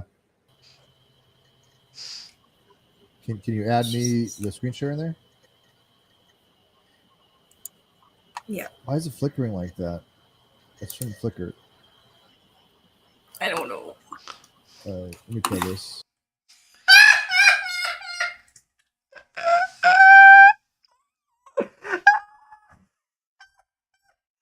Fuck, man. It's so hard to listen to. It's like two fucking hams trying to fucking wrap a package. It's just, is that a good way of putting it? Just think of two fucking like legs of ham with no hands or anything trying to wrap just a regular package. It's impossible, dude.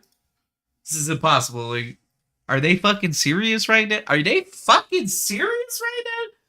They are serious. They're serious as shit right now. So I have to think that it's like, I know I talked about this stuff to Steve, but Steve seems to be painting me in the same respects that he's painting these other people. It's almost to me like he's just saying, yeah, fuck this DeFango guy. We're going to say he's a government agent and shit here in just a little bit, but it's all about, it's all about this bullshit, okay? So that email, I got to put it together real quick because, I don't have it on lock, but, I can screenshot it at any time and pull it up. But, I got to make sure I cover up some shit or whatever just to be respectful to certain people that sent it out. But, this is basically what started the whole entire Thomas's part of Q thing was because, Thomas didn't know I got this email from this lady that he was basically stalking. So, they're just kind of like, blindsided because, while I was in there and supposed to be their friend, I was like also, making sure that I hit Thomas hard as fuck every single time. And then when he'd ask me about it, I'd be like, well, I didn't know. I thought it was cool, man. Well, you don't want people to know? You didn't want people to know this, Thomas? Then why did you fucking email it to somebody, you dumb fuck? But yeah, this was that email actually right there. So I just wanted to make sure. Oh, I got the Lurk Squad checking it. Thanks, Shiver Me Timbers. Thanks, bro. So I just, secret agents, they don't do this. People that work for the governments, they don't do this. But I do this because I want you guys to know that November 28, 2017 is when Thomas forwarded this message to this person. And if you remember, well, isn't this right about when QAnon moved from posting on 4chan to 8chan? I mean, isn't there a pretty easy way of deciding that, actually? Oh, yeah, I could probably just go to, QAnon.pub, probably. And then if I just reverse this thing, I'm pretty sure we could just scroll down to the day and take a look, right? We could see what was going on with the whole entire thing, couldn't we? Oh, yeah, I bet you we could. Let's go down a little further. November 29th. November 28th. Oh, look. Wait a minute. 4chan infiltrated. Future posts will be here. November 25th. So, oh, right, yeah. You stopped posting around here, and then all of a sudden started posting around here, which was weird because it kind of coincides with those days that Thomas was trying to say that, you know, he knew who was posting his QAnon and was trying to say that it was Monty McGovern, a professor of math at, where was that? Washington.edu. So did he edit the email before he forwarded it to this chick? What was his whole thought process on telling her all of this stuff? And then even more so, I thought me and him were good buddies at the time or whatever, and he didn't let me in on his super secret operation? Huh. Wait a minute. But why would I have even put it out and like started making fun of him in the first place if it wasn't my operation? What would have been my whole point? There wouldn't have been one. But you know what? Hey, we don't talk about this stuff, you know? It's too deep. At the rabbit hole, it's too fucking deep. If only we had a fucking guide that had everything and could tell us where to go when we're going down this fucking rabbit hole. A rabbit hole guide. Like, a rabbit. We would need a fucking rabbit. Okay, add that one. That one's not. Yeah, I can't even see comments.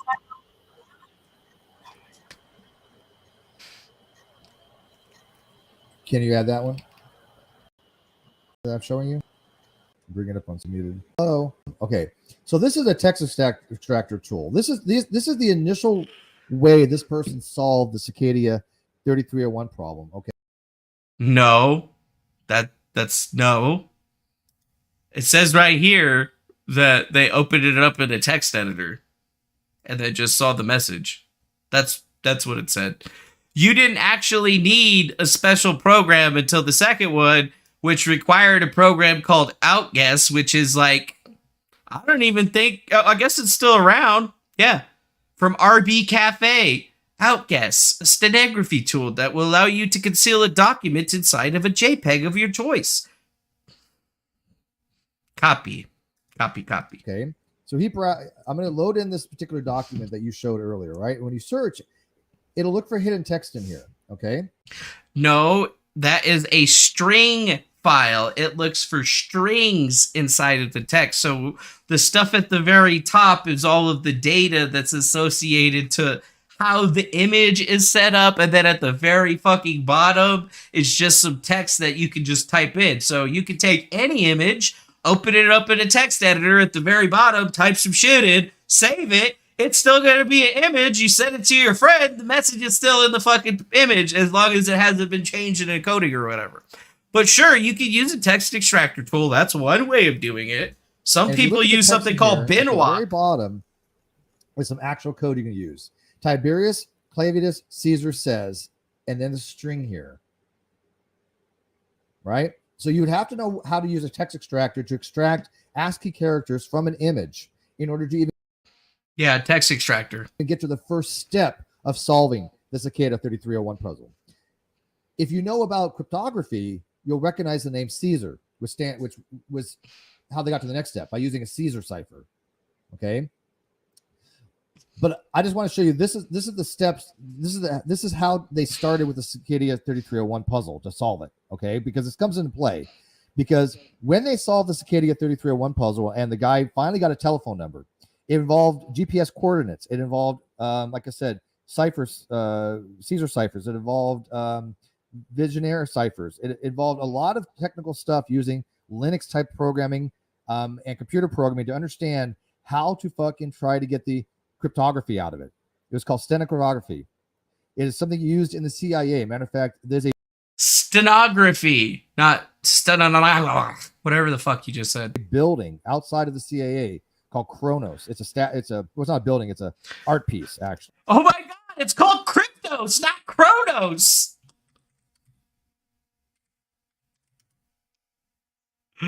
Like, look Jesus Christ! And Cryos was the name of the Cryos piece, the work piece, and the Cryos, not Cryptos. Oh fuck! I didn't know it's Cryos. That says Cryos. Holy shit, dude! Cryos is cryptography, and I think that they were trying to recruit people by this way. Yeah, Ruben put out the string, so that string is probably, if I remember correctly, was used to start using the next step, obviously, by using a Caesar cipher to get to the next step. They finally got a telephone number out of it, which was the final and hardest step to do. And one person called it, and they got a message out of it. You can go find the message. I can't play it because she's not able to stream right now, apparently. But it basically said, something along the lines of, you've gotten to this, thing step by, here's then the.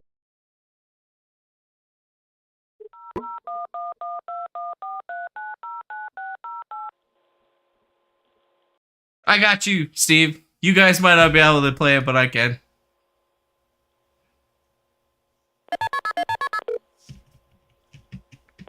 Very good. You have done well. There are 3 prime numbers associated with the original final .jpg image. 3301 is one of them. You will have to find the other 2. Multiply all 3 of these numbers together and add a .com on the end to find the next step. Good luck. Goodbye. Cool. There's another step, and long story short, the guy got interviewed asking about his policies on political things, because supposedly this political group was concerned about information and concerned about the way America was going to have a lot more government involvement than it should, basically. Okay. Uni was not involved in any of this. Nothing. This was in 2012. Okay. So Uni was not involved with any of this stuff. Is she coming back? I'm getting concerned here. I mean, I can go on, but I'll just go on. It just comes back. So he was not involved in any of this stuff. Now, the second iteration was a little more popular because this involved actual legal lawsuits. Okay. There's a document I'm going to show you right now. Actually, you know what? I'm going to show you this one first because this one's already been shown before. And while you're looking at this, you have to remember this. DeFango was basically telling Unirock about all these people, all these players. He was giving him inside information until everybody kind of turned on each other. And I think what happened was Unirock wanted to be the mouthpiece for Cicada 3301, which there's already one out there. It was her name was White Rabbit. I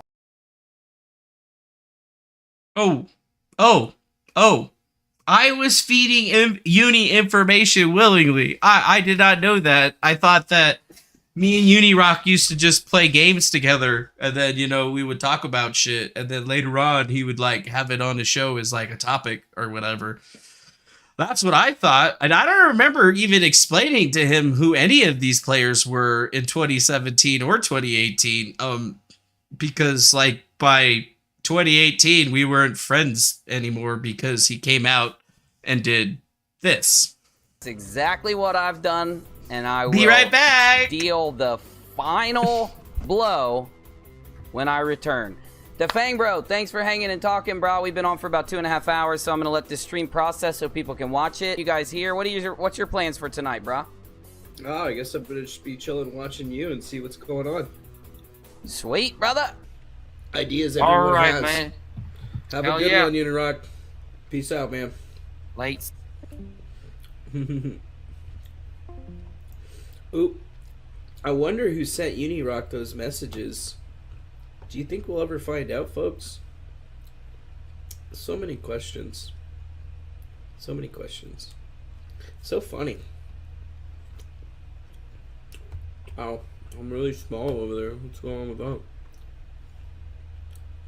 Hey, no, don't move the matrix around, DeFango. Cut that shit out. People don't like that shit. I mean, it's been an interesting stream. I think Unirock's freaking out. I can only imagine who's emailing him right now. 3 people? Probably the same person that's emailing me right now. I don't know. He says that he's going to deal the death blow to the puzzle master. It's funny. It's just I don't ever remember putting together a puzzle. All I ever remember doing is giving an idea and then walking the fuck away. Because ideas are free. It's what you do with them. That's what really matters. I mean, this whole situation has been very, very interesting watching it unfold, but all I know is I can verify and got people that can accrue for what happened with my situation. And even then, we can even account for why we got the Cicada situation in there. Because it was deliberate. Very deliberate. But even then, does it really matter what folks saw? Does it really matter what we do? I think it does. Because I've been trying to figure it out just as much as you. Who is the poster? Probably. Who is the poster?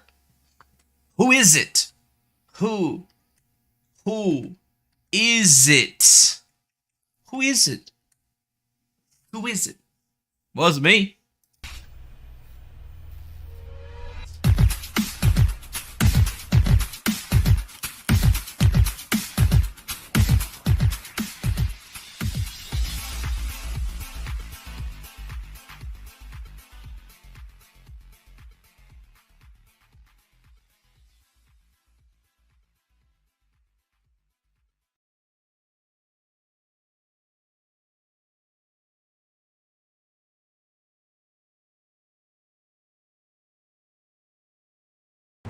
Hey, want to hear the most annoying sound in the world? That's how you do it, Mr. Mathias. I just hooked you up with Internet Marketing 401, courtesy of UniRock. Hi, Mr. Mathias. Hi, leaker of intelligence community. Hi. This is why we're coming to take back our internet, goddammit. This is why we don't put up with this bullshit anymore. You think you can come into YouTube and fuck with the truth community like this? Well, you're wrong. Meet some motherfuckers I like to call the Uni-Rockers. You just got your mother of all bombs blown in front of your face. Here it is. Here you go. Take it. Wait, what? QAnon was some guy named Macias or whatever? How come I never hear about that name anymore? It's almost like he was completely way off base and had no idea what he was talking about or something. Take it. Let me come up and greet you. Let me come up and greet you. Yeah. Fellas, you think we could listen to the radio or something?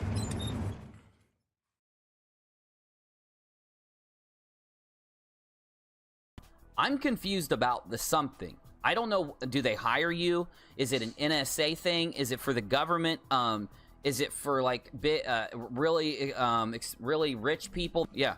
No joke. They tell you whether you fit the bill for this. Now, some people think it's not. I hope everyone's following my full sentences, because a lot of people like to clip me saying very small pieces of something, so I sound like a dummy. I always sound like a dummy, by the way, so good job, guys. Anyway, some people don't clip my whole thought process, and you really do need to if you want to understand what I'm saying. If you go watch my videos, you'll believe me, because there's no way to doubt it. It's scientifically provable. That's the great thing about the internet. Scientific fact, when you start bitch. using Bitcoin addresses and PayPal addresses, you end up realizing you can't get multiple ones, and you don't want to give other people your money. So, well, you can't have multiple Bitcoin addresses? What the fuck? So you have to use the same Bitcoin addresses and the same PayPal addresses because they link to an identity, you. And they had to use the same PayPal addresses and Bitcoin addresses, and that's how we busted all of them. We'll get back to that later. I'm saying some people think that it's a bad thing. Now, I don't know how it could be a bad thing. For God's sake, who knows? But all I know is this. Let's okay. The Tingri one. Now, and Tingri's important because Tingri's the easiest thing to understand out of the whole bunch. Like, I understood Tingri, other than the fact that there was a guy who went around on a Tingri account saying he was from another dimension and he was an interdimensional alien, bro, or something. Now, that part I didn't understand, but I get the other part of it. Yeah, well, I'll save it under the Trump folder. I'll delete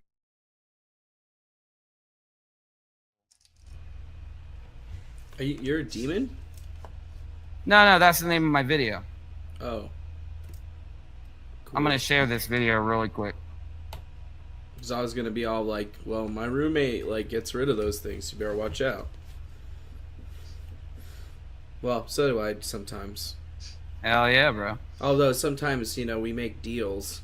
Although I do say there is no deals. DJ Genki said something really, really profound. He said, beware false paths. It's a good quote. Oh, Guy that made it up was really, really smart. He's a smart dude. And I'm just reading what people are sending in, not trying to say that this is the truth. This is just what some dude's sending me, guys. Star Citizen's AI is now making... Yeah. So I guess, you know, we could kind of get an understanding of what's happening now, right? Like, you guys get it?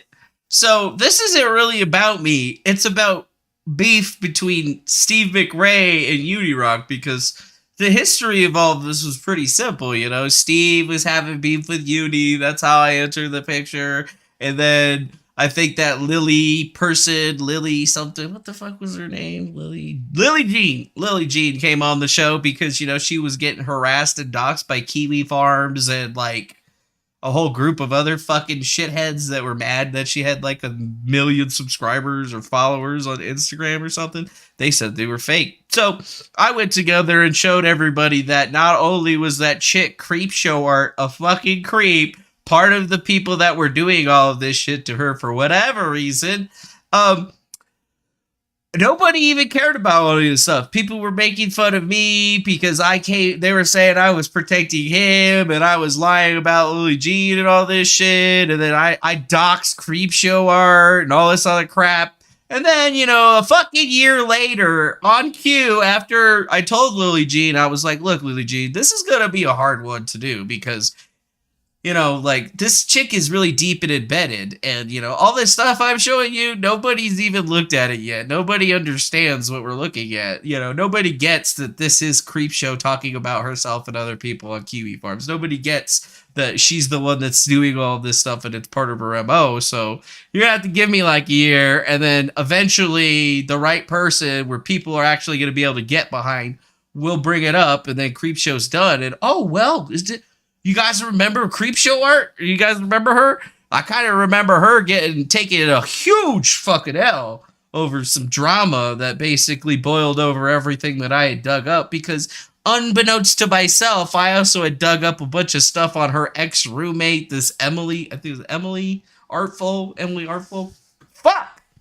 So, yeah, you know, like, I remember. So Steve's having beef with Uni. He's using all of this stuff that involves me, Thomas, and my story, and he's using it to retarget his followers onto Unirock. And he's using everything he said in the very beginning of the video, this Apophenia thing, to basically overload his followers with bunk information so that they start going on along with this thing. And it's like, I don't want to have to get back into the cut with Uni. Uni hates me. He's like, you doxed my phone number. Oh, I doxed your Google Voice number, bro. That's what it was.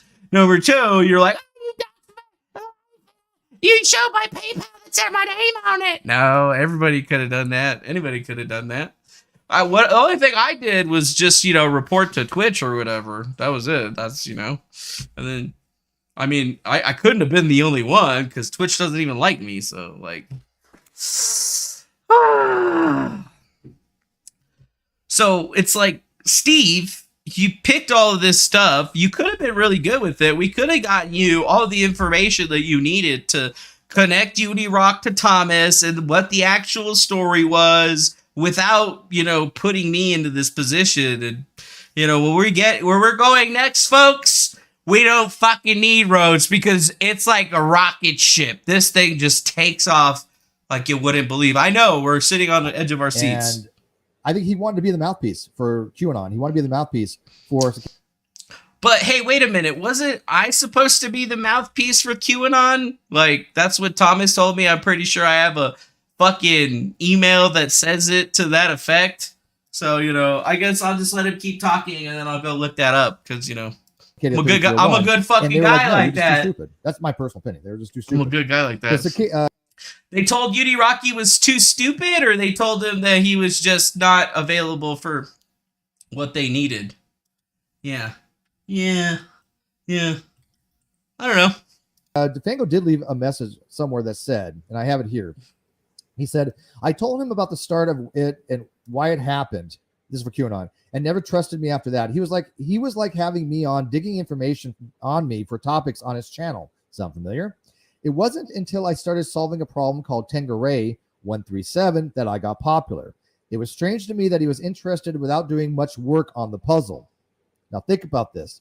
He was not competent enough to solve these puzzles. Tengaray 137 is a very similar puzzle to Cicada 3301. Tengaray was actually a nod to a Turkish god of the celestial spheres, which is actually very related to the Cicada puzzle, because one of the people in the Cicada puzzle went by the name Pistis Sophias. Pistis Sophias is actually a real document, and it has to do with Gnosticism, right up my alley, because I'm the unholy pope of agnosticism. So this relates to all these. Steve, you can't be the unholy pope of agnosticism, because if you're agnostic, you don't believe in a higher power. So the word holy doesn't pertain to anything that you have to say. I know you're just trying to be all like, I'm like Satan, bro. But, logically, Satan doesn't exist if God doesn't exist. So it's stupid. Types of mythological and esoteric type of things. Tengaray relates very heavily to the celestial spheres. And mathematics. 137 happens to be a primeval number. Primeval means that using those 3 digits, you can get multiple prime numbers out of them. 1, 3, 7, 77, I think, is some of the others. I don't remember the iterations, but primeval means that there's multiple prime numbers using those 3 digits. Okay. So there's a reason why people have to know about cryptography, need to know about mathematics and prime numbers and things of that nature, because it's very, very critical in solving this Cicada 3301 puzzle. Hi, welcome back. Holy frig. I had to restart my whole computer. Yeah, apparently. So I'm just screen sharing stuff as I go along here. It might be easier for me to do, I guess. Thank you. Sorry, guys.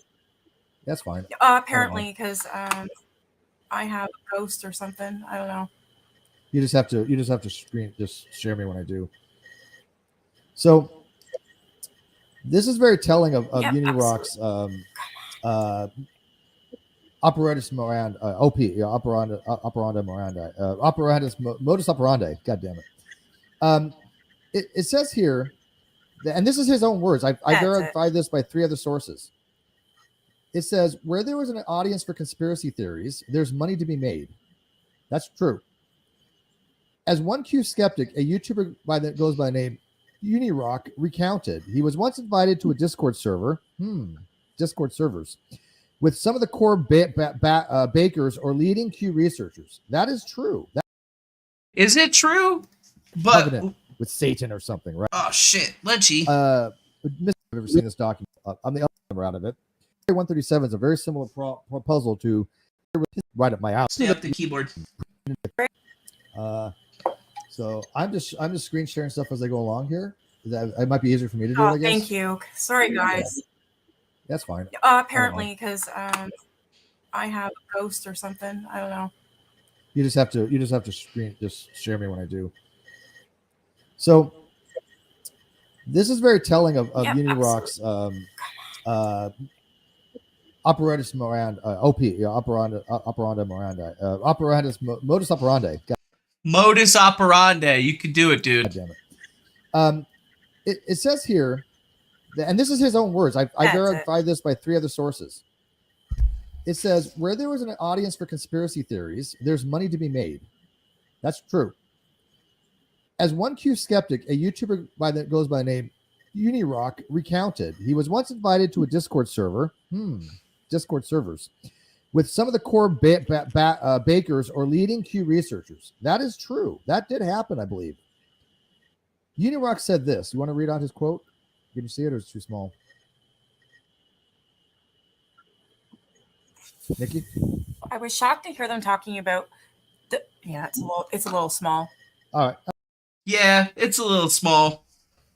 So you kind of get where they're going through. They're reading stuff, but we should probably get going because he even goes and talks Listen through for a minute. They told me my they liked the pastebin. way I branded my art into my channel, asked me some questions. I left and clicked out. But he was introduced to certain people that DeFango knew. One of them was by the name Thomas Schellenberg. Okay. Thomas Schellenberg. It says Schoenberg. Like, what the fuck? How can you not get that right? This is from DeFango's basement, which he put out publicly a long time ago, where he put out all the names of the 301 exposed people and gave out all the different people's names for that. That's what he's known for. But this one document here is the most telling one of all. This right here is called QAnon propaganda on Twitter as information warfare, influencers, networks, and narratives. This was original research done in 2021. If any of you have seen this before, it was research done in 2021 by Laura Dilley, William Welna, and Faith Foster? Oh, cool. Wait a minute. That reminds me of something. Where was it? Halls of Amenti. And then, oh wait, not .com, .io. My bad. God damn it.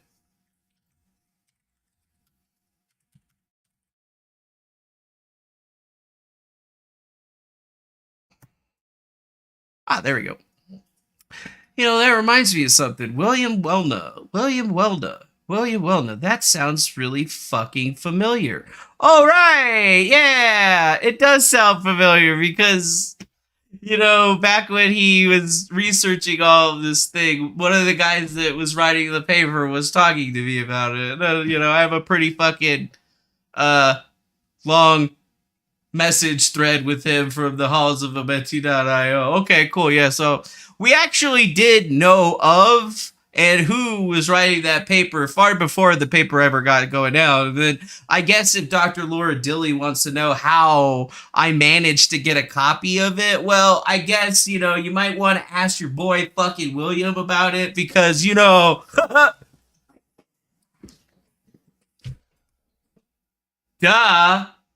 How did he get that? I don't know. Maybe he was in contact with one of the other people that was in here who was cross-referencing all of our information, but then basically we didn't want to run with DeFango stuff because like we were trying to make him into the enemy. I want to know if any of you have ever seen this document before.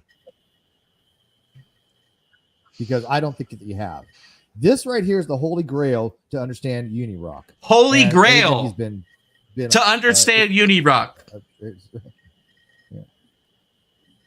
I'm on my DEF CON 1 science so I can see people's names because I have a lot of people. QAnon. That's my cheeseburger, Lunchy. That's my cheeseburger. So my cheeseburger. You already got all your nuggies. It's not my fault you ate all your nuggies already.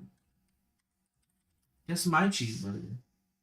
That's my cheeseburger. So for any of you that wanted to know, this is the actual paper right here. I have it from Cornell University, I guess. William Welna, Laura Dilley, Faith Foster, talking about QAnon. You know, you can download the PDF if you want. It's pretty easy. You just gotta like pull it open like this. Just a second.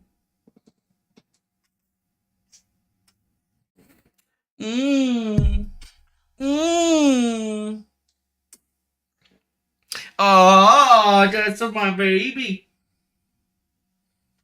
Goddamn, what's taking this thing so long to load? Oh, there it goes. Okay, so we have the thing opened up. Let's go ahead and just search real quick.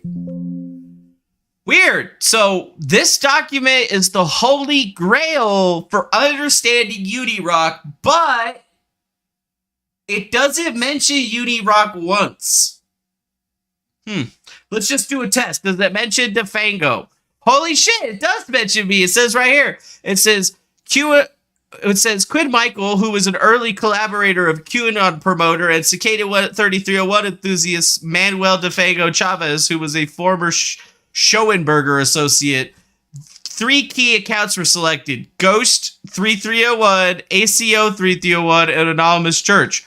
Weird, because None of those fucking accounts belong to me or Quinn Michaels. Actually, that Ghost 3301 account, somebody we banned the other day on stream. You guys remember that shit?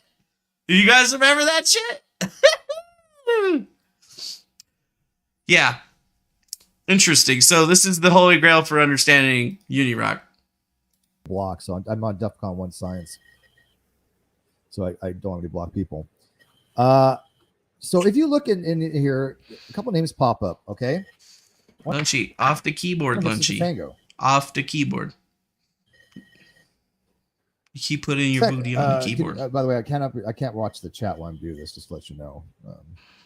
So if any questions. He says, we identified key Cicada 3301 and ARG, which is, again, alternate reality game, accounts via inspections of properties of accounts directly connected to my name Sock and or Faza Lararis, who ended up being Thomas Schellenberger. Yeah, both of those are Thomas Schellenberger's accounts because, like I told everybody that those were Thomas Schellenberger accounts. And then it was pretty obvious because he was saying a whole bunch of bad shit about me on them. And if you want, we could go, do you want to go look at all of the pictures? You guys want to go look at all the pictures again?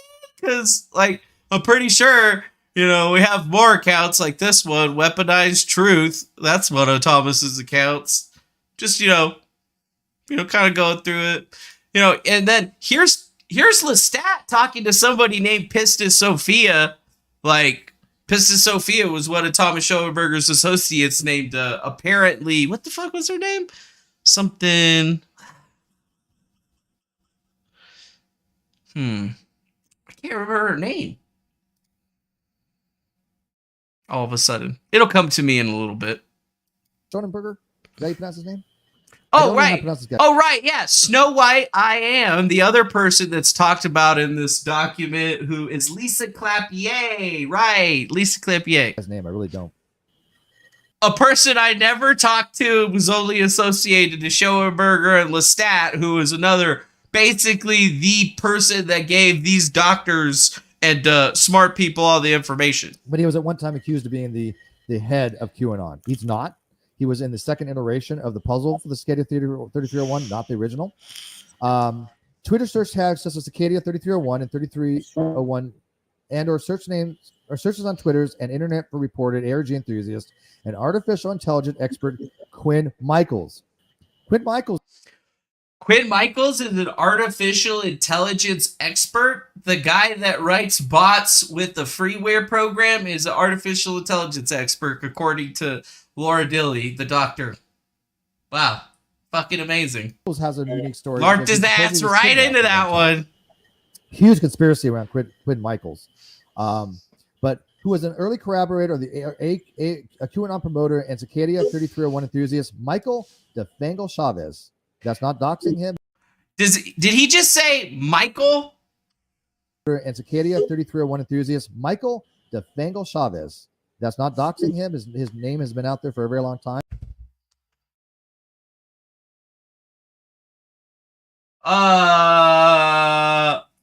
Michael? It fucking says Manuel! Steve, do you even know how to read, bro? What the fuck, man? Michael DeFango Chavez. It's not even, it says it. It says it. You're reading it. And you read it with the complete. How many times has Steve gotten the fucking name wrong since we started? We're only 34 minutes into this. And swear to God, if we were doing a fucking drinking game where we were drinking every time he fucked somebody's name up, I would be wasted. I'm Michael Chavez III, who was a former God, how do you pronounce his dad's name? Schoenberger? Schoenberger. Yeah, Schoenberger. 2 shots right there. 3 counts were Ghost 3301, who's very prolific in all this, and I don't know the other 2. This was, again, in a government document. Let's see. That's that one dude, Dustin. That is John Sebastian Joubert, the dude that went to jail for a little bit for death threatening Trudeau. And then Anonymous Church. I mean, I don't know who that is, but it's probably Thomas. Stefango was mentioned in the law. Everybody fucking knows my real name's Frank Schwellington III, okay? Lawsuit between a guy named Gabby and Gabby Hanna? Is that his last name? And Schutterberger? Gabby I hate Hanna? names, I really do. I hate names. Do you remember the I hate documentary them. Aaron's show last night? What was that last night? Was it the night before? What was that you showed that document that I gave you? Are you talking to me? Oh, Yes. I didn't even know I was added. I'm sorry. I've been talking to myself. I'm so sorry. Hi, everyone. Hi, welcome. Yeah. Sorry. Yeah, no, there was something. It was either the night before or the night before. I can't remember. Okay. If you give me a second, though, I'll figure it out. All right. It was this document here that I sent you that you were reading. Right. And Unirock is mentioned in here. This is a lawsuit. This is a defamation lawsuit that happened between Thomas and Gabe Hoffman and Thomas Schoenberger. I'm just going to call him TS. Yeah, Thomas Schoenberger and Gabe Hoffman. Gabe Hoffman sued Thomas Schoenberger for defamation and got the case dismissed. I'm going to call him Thomas. This was an actual filing. This was an actual lawsuit. Gabe Hoffman is a videographer of some kind. Thomas is a composer. He's a videographer of some kind? No, he's a hedge fund manager that made a documentary called An Open Secret. Like, Google a motherfucker.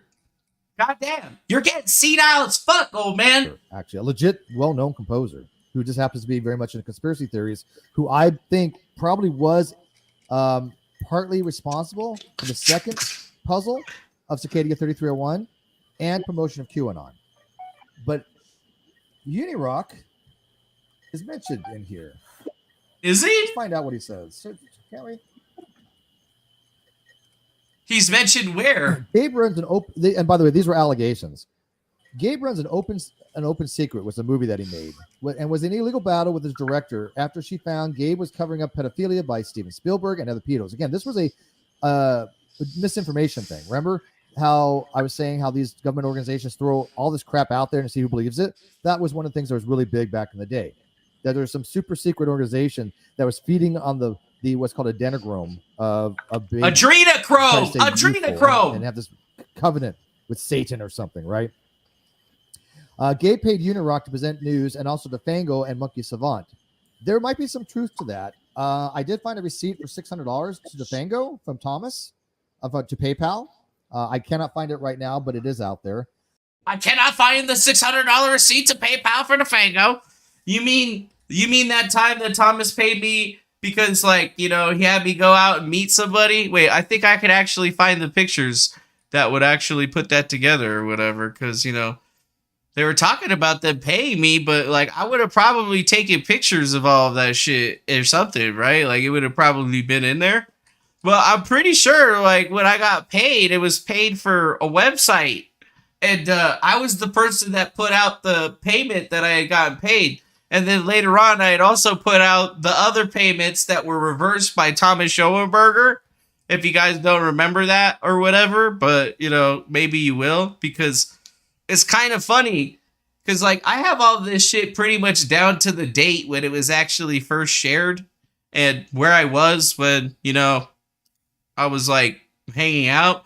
Because I'm, like, really good at, like, at least keeping together all of my shit. So, like, while I was running around, you know, fucking DEF CON in 2018, you know, I have all the details and information to kind of put it forward so people really understand what's going on. Because, you know, I'm not a government agent or anything. I'm just a short fat man that just decided that he wanted to try to do something cool. But, you know, I guess we all saw how that went. So, yeah, it was payment for a website build. But, you know, to this guy, he's going to try to change it and make it into being something. Oh, it was paid for disinformation. He was paid for disinformation. We got the motherfucker. Yeah. Kind of funny, actually, because, you know, we go back to November. You could kind of see what I was doing in my life. You got lots of weed. I'm eating some food. Became a priest of the cannabis clergy. You know, like, there was a whole lot of stuff that I did. I went to some music festivals, took some pictures. That's 2017. Here's October. Yeah, you know, I got pictures from the dates and what I was doing, where I was going, and it's just a little bit weird because, you know, if you start scrolling through this, you'll notice that, you know, when I got that $600 payment, I believe it was because I went to New York City and I was working with this Bo Dietl guy because he needed a PR campaign. So, you know, I had to fly out there and do that. And I believe that was $600 for me to cover the flight to get out there. You know what I mean? I even have what I was fucking writing down for what they wanted it. So if you wanted to see what I got paid for, yeah, I got paid for making a 27-second ad spot for Bo Dietl, and then 3 more videos for his fucking website. Oh, such a secret agent! I totally live streamed everything and stuff. But whatever. I mean, fuck, dude. What kind of secret agent has his estimated locations and shit on his pictures? You know? A dumbass. I mean, hey, you guys want to see Bo Dietl's office?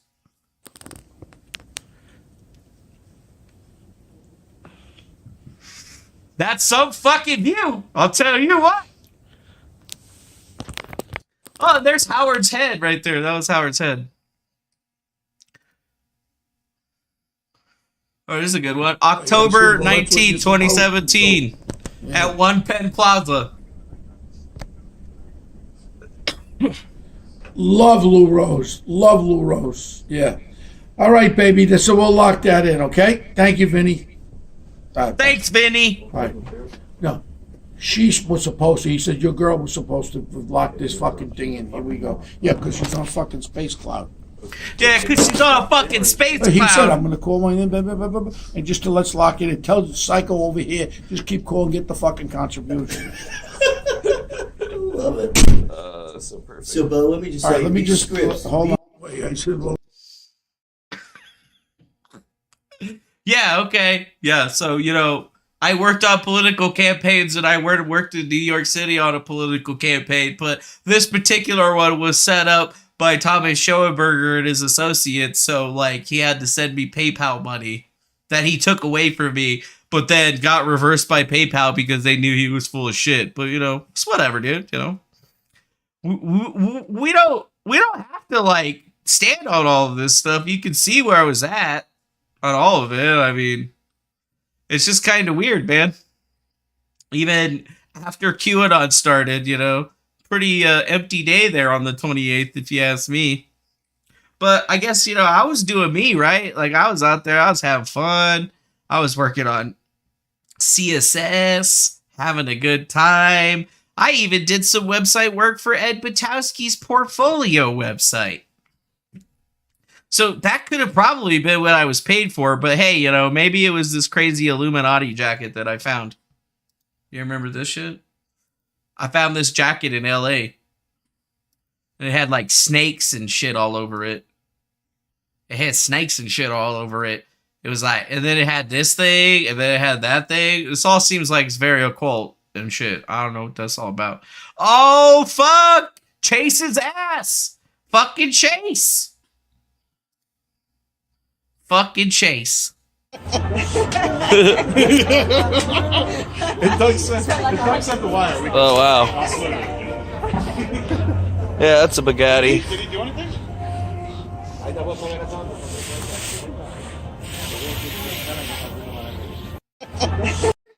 That thing is fucking sweet, dude. That thing was fucking sweet. Oh, and then there's all those follow the right rabbit things that we had to find. Because this is from when Thomas and them were actually trying to get involved with it, November 8th. That's when they really started their push.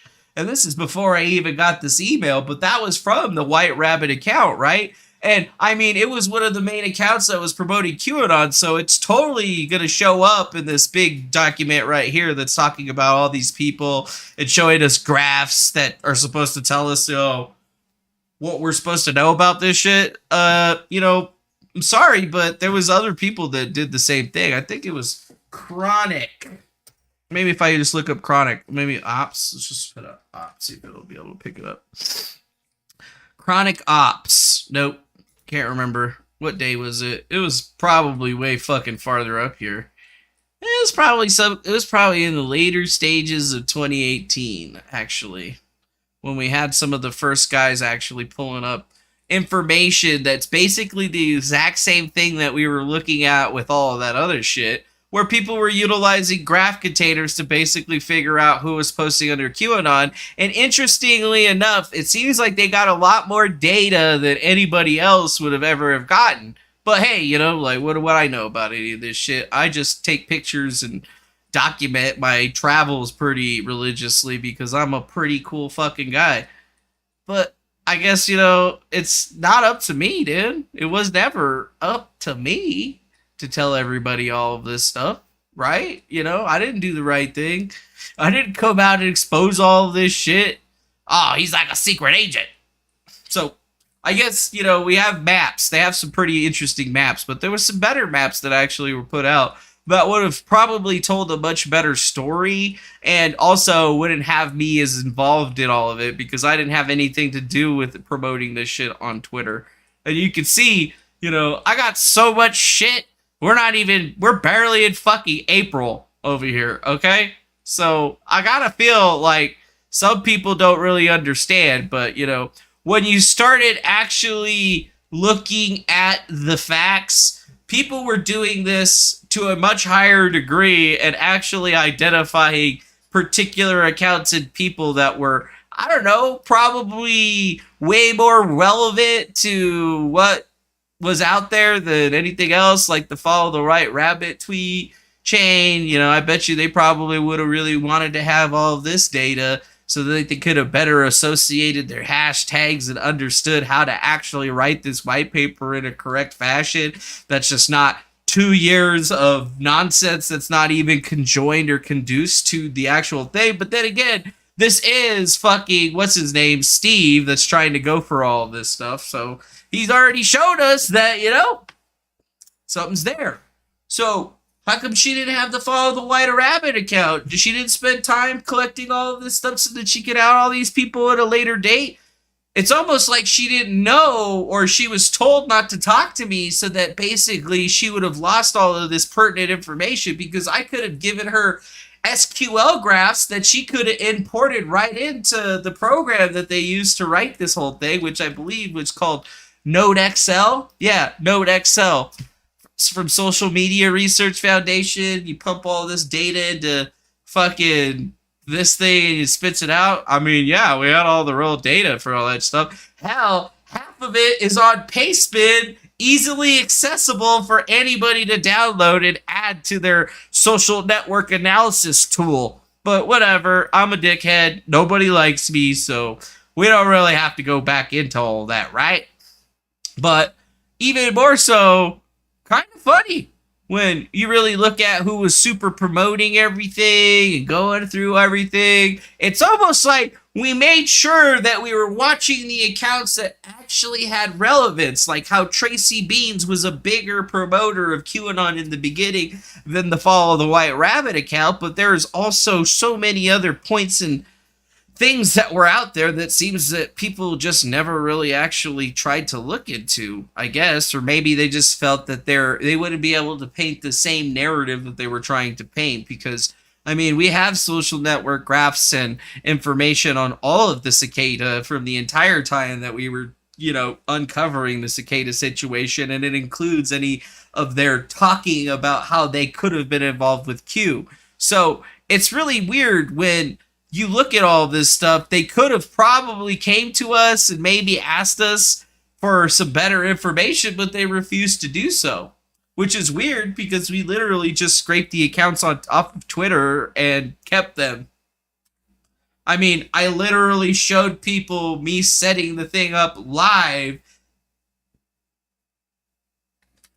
So I guess it's kind of like part of how you have to deal with all of this stuff going forward, but you know, these are just the little bits that were screenshotted on my fucking phone. I still have everything else that's saved on my hard drive that I haven't even had a fucking chance to put it out there for. So I guess it's weird, you know, this isn't how a secret agent operates. This isn't how somebody that works for the government operates because, you know, do I work for the government? Yeah, I have a government contract with the FCC to install telephones for hearing impaired individuals. So that's about as close to the government that I get right there. Gabe is now after Thomas Schellenberg because Gabe hired the hitman who called Cappy, which was Isaac Cappy, which we'll talk about here in a few.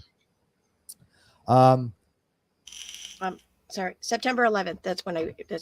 September 11th. Okay, so it wasn't that long ago. DeFango was also paid to distract, and so was Eli. They blamed Schellenberger and.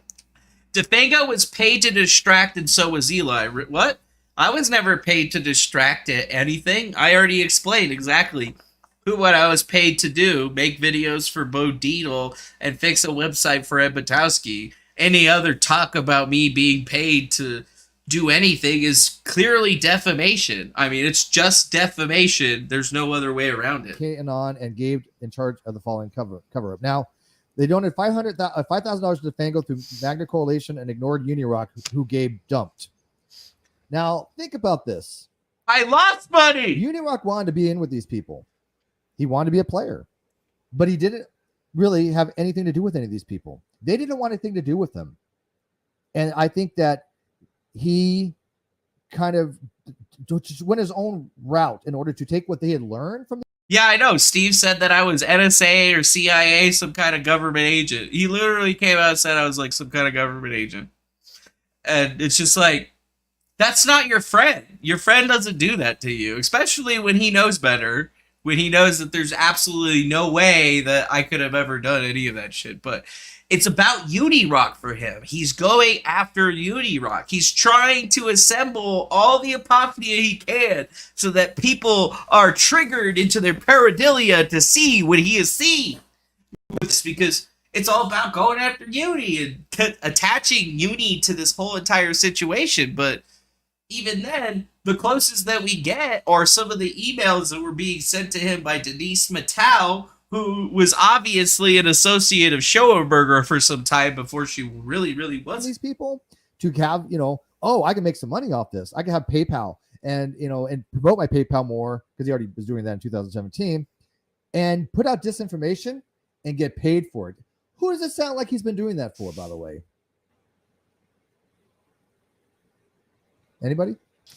Who's been paying him to put out disinformation? Oh, look who it is! Billy Martin! You guys remember Billy Martin? Billy Martin's over in Steve's camp now? Yes. It's Shocker! It sounds like Katie's been paying him to do that. Hey, Right. That's what he does, right? That is legit what he does. Okay.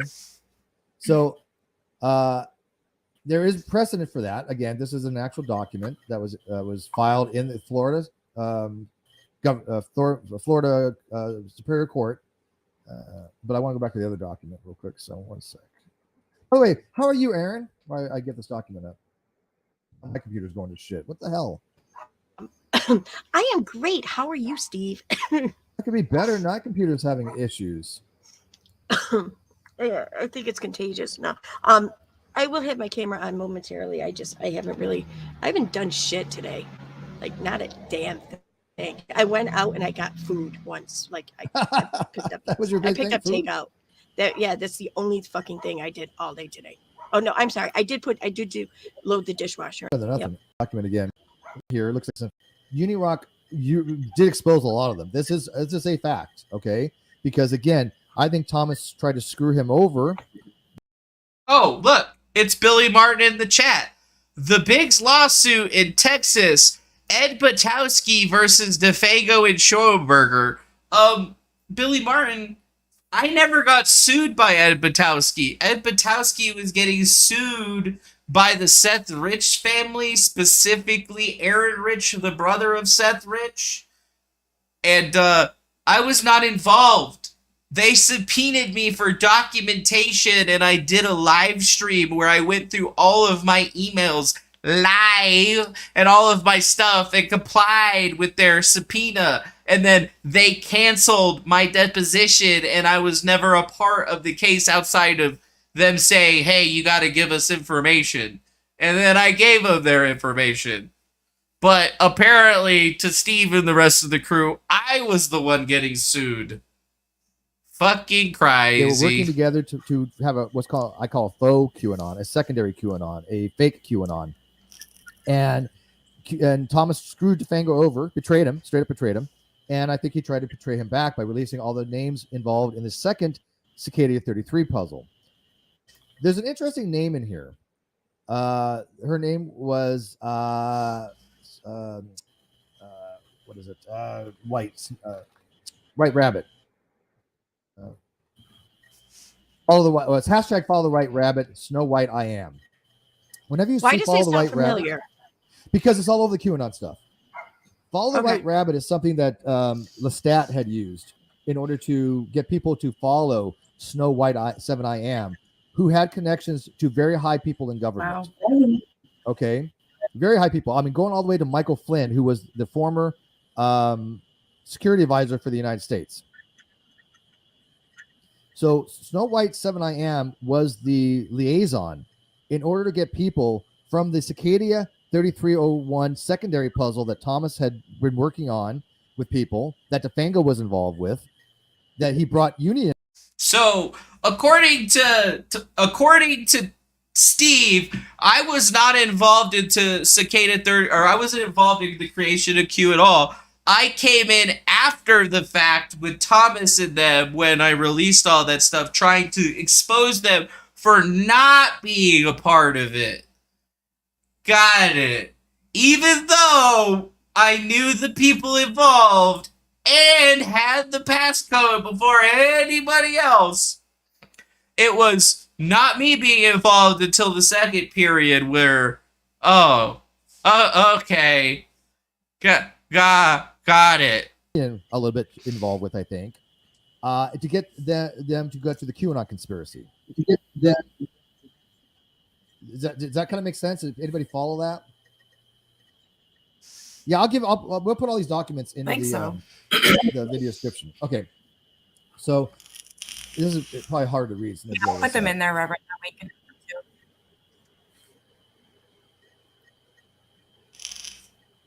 Okay, so can anybody else read this? Because that way it gives me able to do other things. Like right from here, finally, all studies been motivated by connections.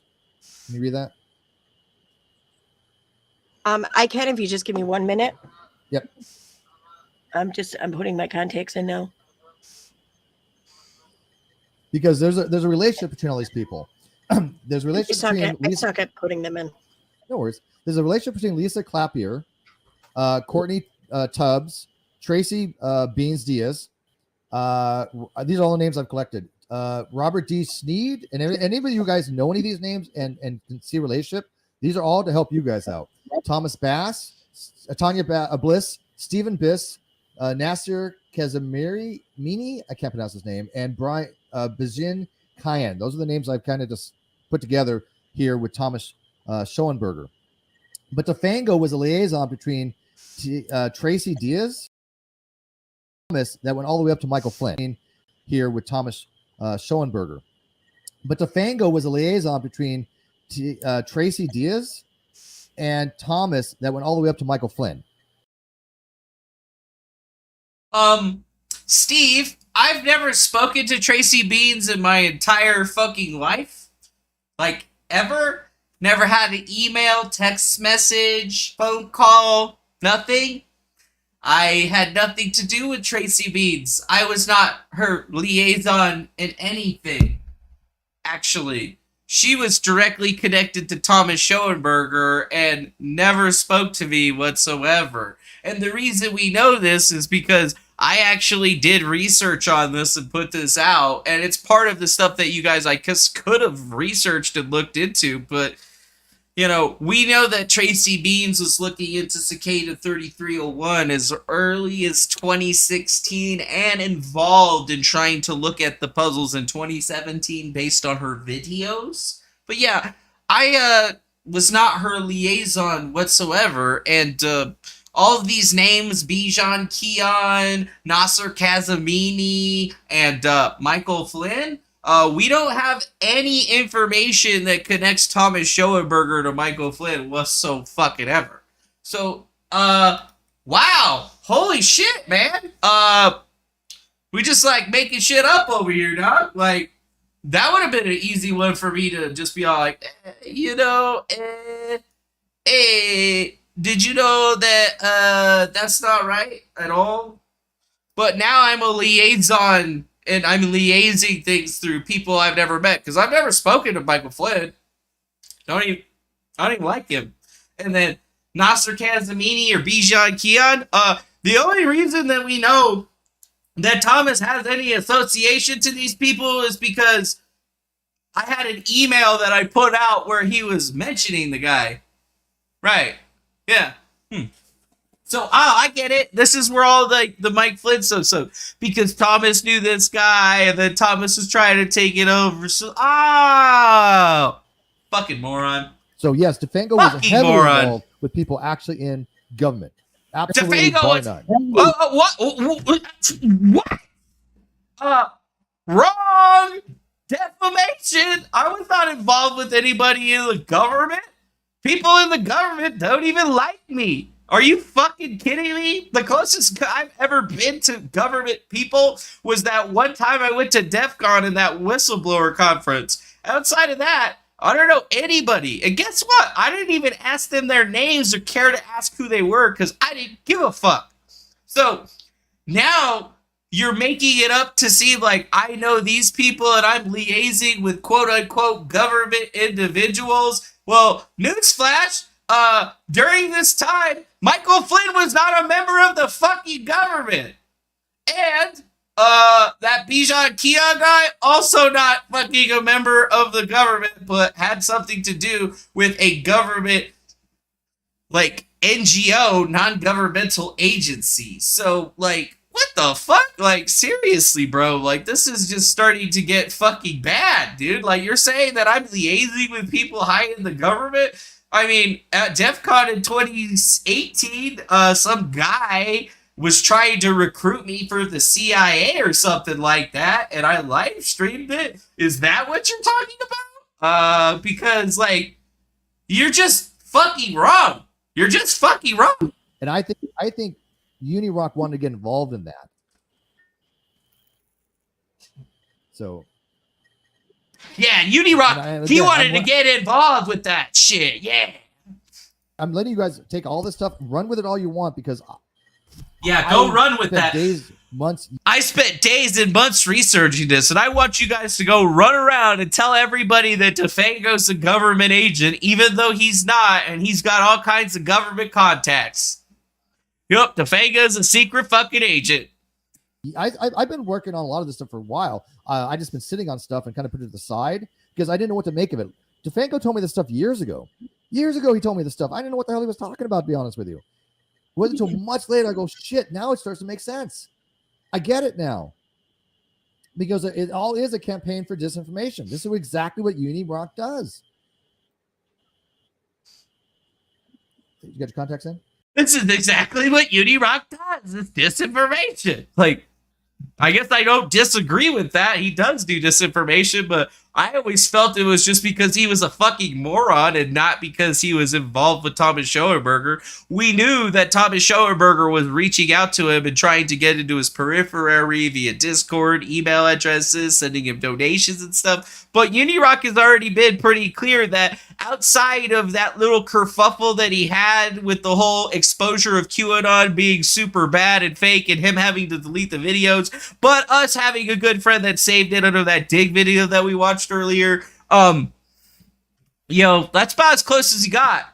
Actually, we never saw him get any closer. I mean, I guess you could take the leap of faith and make it even more insidious because you see a very juicy article here that you could assemble a thought process on, but I mean, bro, you're way out of line. I thought we were fucking friends, and you didn't even have the fucking decency to come and ask me about this or calling me a literal fucking government agent and shit. I mean, this is the bridge too far, man. You fucking suck, dude. You fucking suck. You are a worthless fucking piece of shit, man. Fuck you. So, yeah. Like, worthless. Like,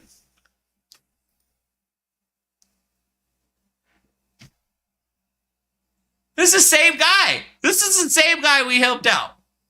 So, I told him a lot of stuff that doesn't match what he's telling everybody now because he's assembled his own fucking bullshit, and now it's like not a friend, I guess. Dude, like, this is some fucking crazy shit.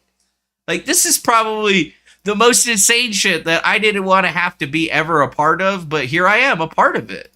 Like, and even more so, it's like when we go look at how he came out, this is going to be utterly mind-blowing. I've been waiting a long time to get this stuff out. Now it's time. The rabbit hole is deep. But the truth has been in front of your eyes the entire time, and nothing is as it seems. Cicada 3301, Unirock, Defango, QAnon. Like, this is a completely false narrative that's just been assembled. Discordian principles in metaphysics. The arsenic principle that the apparent order and the intrinsic principle is that the apparent disorder. Both order and disorder are man-made concepts and are artificial divisions of pure chaos, which is deeper than the level of distinction. Pistis Sophia Gnosticism explains that the wisdom of the syzygy of Jesus, Sophia, and the female counterpart, and the lesson are the lesion aeon wanting emanations. Today you will learn about the grifter and conman Unirock. I don't feel like I've really learned about Unirock at all, because there's nobody that has any information that says that he was there, but Pistis Sophia, well, we just saw a fucking email on that, and that's how we figured out that Pistis Sophia was actually Mrs. Lisa Clapier, right? But if I go, like, look that up, I'm not going to get anything, so I have to go like this and say Pistis, and it's just kind of funny. Here's a video from Thomas Schoenberger, June 1st, 2017, Pistis Sophia. Yeah, it's kind of weird. I'll get it this time. It's a lot of you guys might remember these names. If you guys remember any of these names, let me know. I know there's some people in the live chat now that absolutely remember some of these names because they were big players back in the QAnon days. And like I said, Snow White at 7 I Am, which, by the way, is no longer an active account, but it is in the Wayback Machine. Hint, hint. They really promoted the QAnon narratives, these weird conspiratorial types things, just like they did with Operation Mindfuck. It's the same type of thing. It came from that. Okay. Operation Mindfuck was a precursor to all this. All right, how can I make this bigger? Let's see. So I can see it. Oh, there we go. Okay. I have one contact them. That's good enough. So am I reading from the beginning? Right here. Finally. From there? Okay. Yeah. Okay. Finally, our studies were motivated by connections reported between QAnon and so-called alternative reality games, ARGs, and live action roleplay, LARPs. Individuals who promoted Internet Puzzle and ARG Cicada 3301, which has been called the web's greatest mystery, were involved in early promotion of QAnon narratives. Individuals implicated in this regard include Thomas Schoenberger and his associate Lisa Clapier. Schoenberger and Clapier promoted the puzzle, organized groups of puzzle solvers and content creators, and groomed and enlisted some participants to post as Q. Yeah, Clapier was stop there for a second. Okay. They were enlisting people, right? Enlisting, and I think that Thomas was talking to obviously to Fango and maybe to Uni, and Uni wanted to be the spokesperson, just like I think maybe Snow White 7 I Am was. There's some reasons to think that he wanted to be that person. And so they were looking for people to have these skills to hack, the skills to do cryptocurrency, the skills to know how to solve these puzzles, because that's what they were recruiting for. Now, the confusion comes in is because Thomas had nothing to do with the 2012 Cicada puzzle. He had nothing to do with it. He hijacked it and made his own version of it in 2015 and then enlisted people to associate with. That's also not true. Thomas Schoenberger actually has materials that assembled the Liber Primus, and then we know that one of Schoenberger's associates, Richard Miller, actually created the book cipher puzzle for Cicada in 2013 and has the evidence as well as the emails that showed that he was actually the one that was requesting it to get PGP signed. And it's very interesting because after 2013 is when Thomas Schoenberger actually showed up into the scene and seems to have actually wormed his way in. And then in 2015, he ran the Paimobi puzzle, which was never actually dictating itself to being Cicada 3301, although a lot of people thought it was. But, whatever. I guess that's fine. You could say that if you want. It's cool. With him, such as Defango, such as Lisa Clapier, who became... What's up, D. Stevens? So when people... That's Dee Stevens right there. She does a show over on Torah 3 Network. And wait, what's the other one? Vaughn.com too, actually. Vaughn.com. But yeah, you guys should check out Dee Stevens. We did an interview with them like was it last week? Week before this? Like 2 weeks ago? We talked a lot about things. People see a lot of this stuff and they go, oh, these are all related. They are, but Cicada 3301 was not just one puzzle. There's been, I think, 3 now, maybe iterations, but the second, they call it the mid, had nothing to do with the first. And that was what DeFango blew the lid off of. Because they didn't want people to realize that the second puzzle was not related to the first. And DeFango did release a lot of these names. Does anybody follow that? I know it's just it's so convoluted. But once you read this document, it makes a lot more sense. Also, too, like if you've never heard of circadian. So he's saying once you read this document that was written by Dr. Laura Dilley, William Wellna, person who I was talking to, have proof of. Yeah, okay, so like they were basically trying to put this all together to say like it was like Thomas and Cicada. This is all based off of Lestat's information. And Lestat's the guy that we have tweets that show him saying that he was part of inventing QAnon when he wasn't, and then he changed his whole iteration when him and Thomas had a falling out, and then later on he got in friends with these people, and that's basically where all of this analysis comes from. Yeah. Mm-hmm.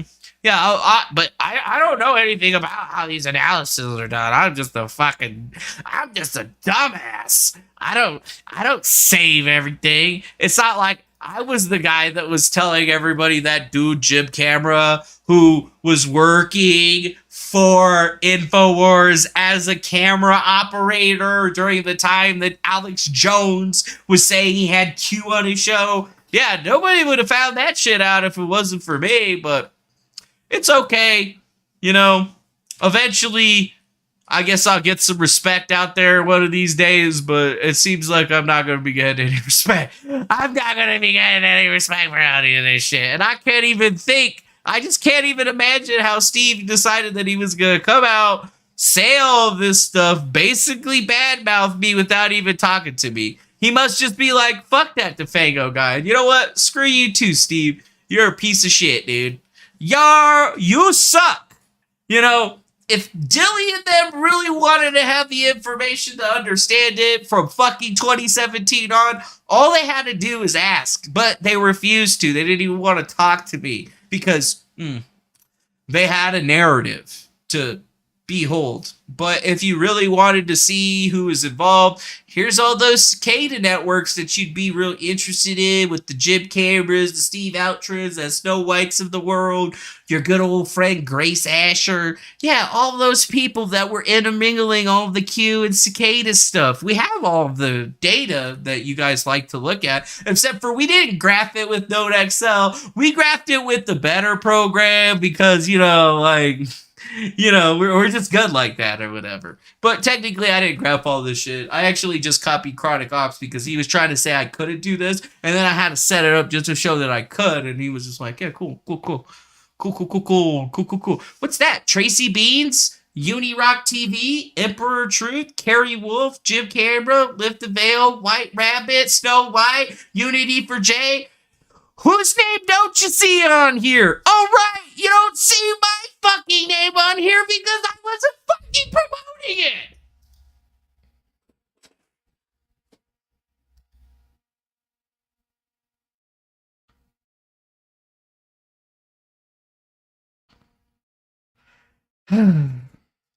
I guess, you know, it is what it is, dude.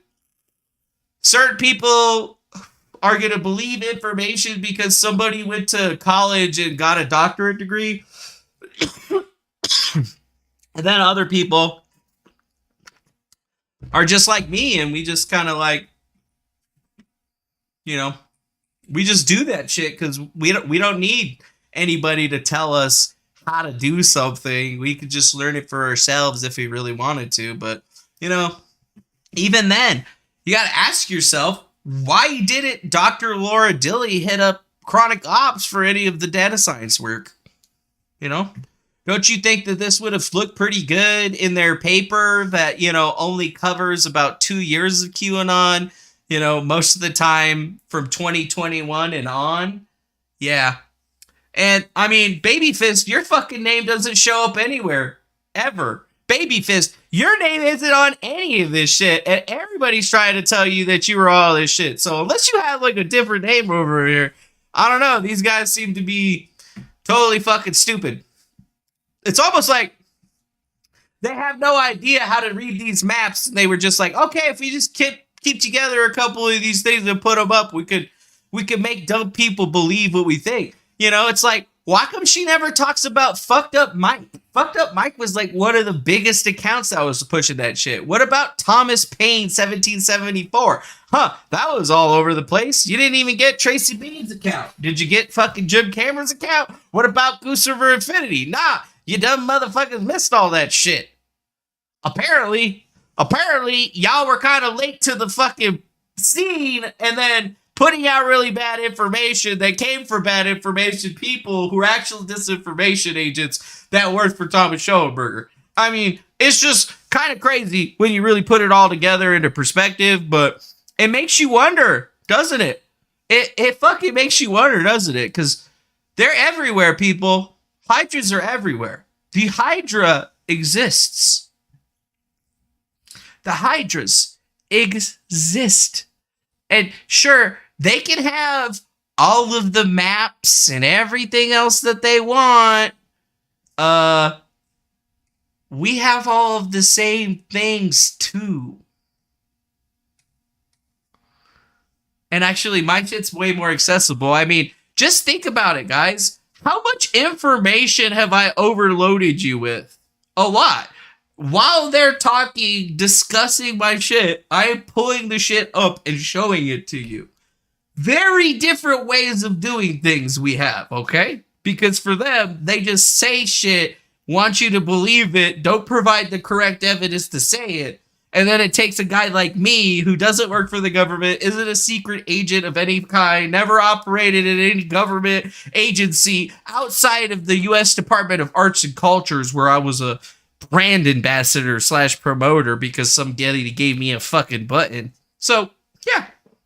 People struggle. That's right. People do struggle to uptake all of the info on this because it's so much. But the reason they struggle is because guys like Arturo Tafoyevsky have existed to basically put disinformation out because they've been trying to pin this whole thing on Thomas Schoenberger in revenge and aren't like me who says, no, Thomas didn't have anything to do with it. He was just trying to say he had something to do with it so he could get more infamous. And then that dumbass Lestat was helping him get more infamous, but then Lestat wasn't getting money from him and his girlfriend anymore. So then he decided to flip the script and freak out and then started attacking basically all of those same people. And then went on a year and a half later to basically embed himself with all kinds of different news media and sources as being a source of QAnon and a source of Cicada 3301. But all of the material that he has put forward is just my material manipulated. So it's like you're getting second and third hand information. And this is how the telephone game works because we're literally watching Steve go through this telephone game. But at this point, we ain't friends anymore. You can go F yourself, Chief. Yeah, 3301. There's a lot of YouTube videos. That's where I learned about from. I don't know if Internet Historian did one or not. He probably not because he's more of a comedy writer. But watch any of them. Like you're not going to learn about all this behind the scenes information because I don't recall any of them ever include this. But it will break down a lot of the things. Excuse me, lady.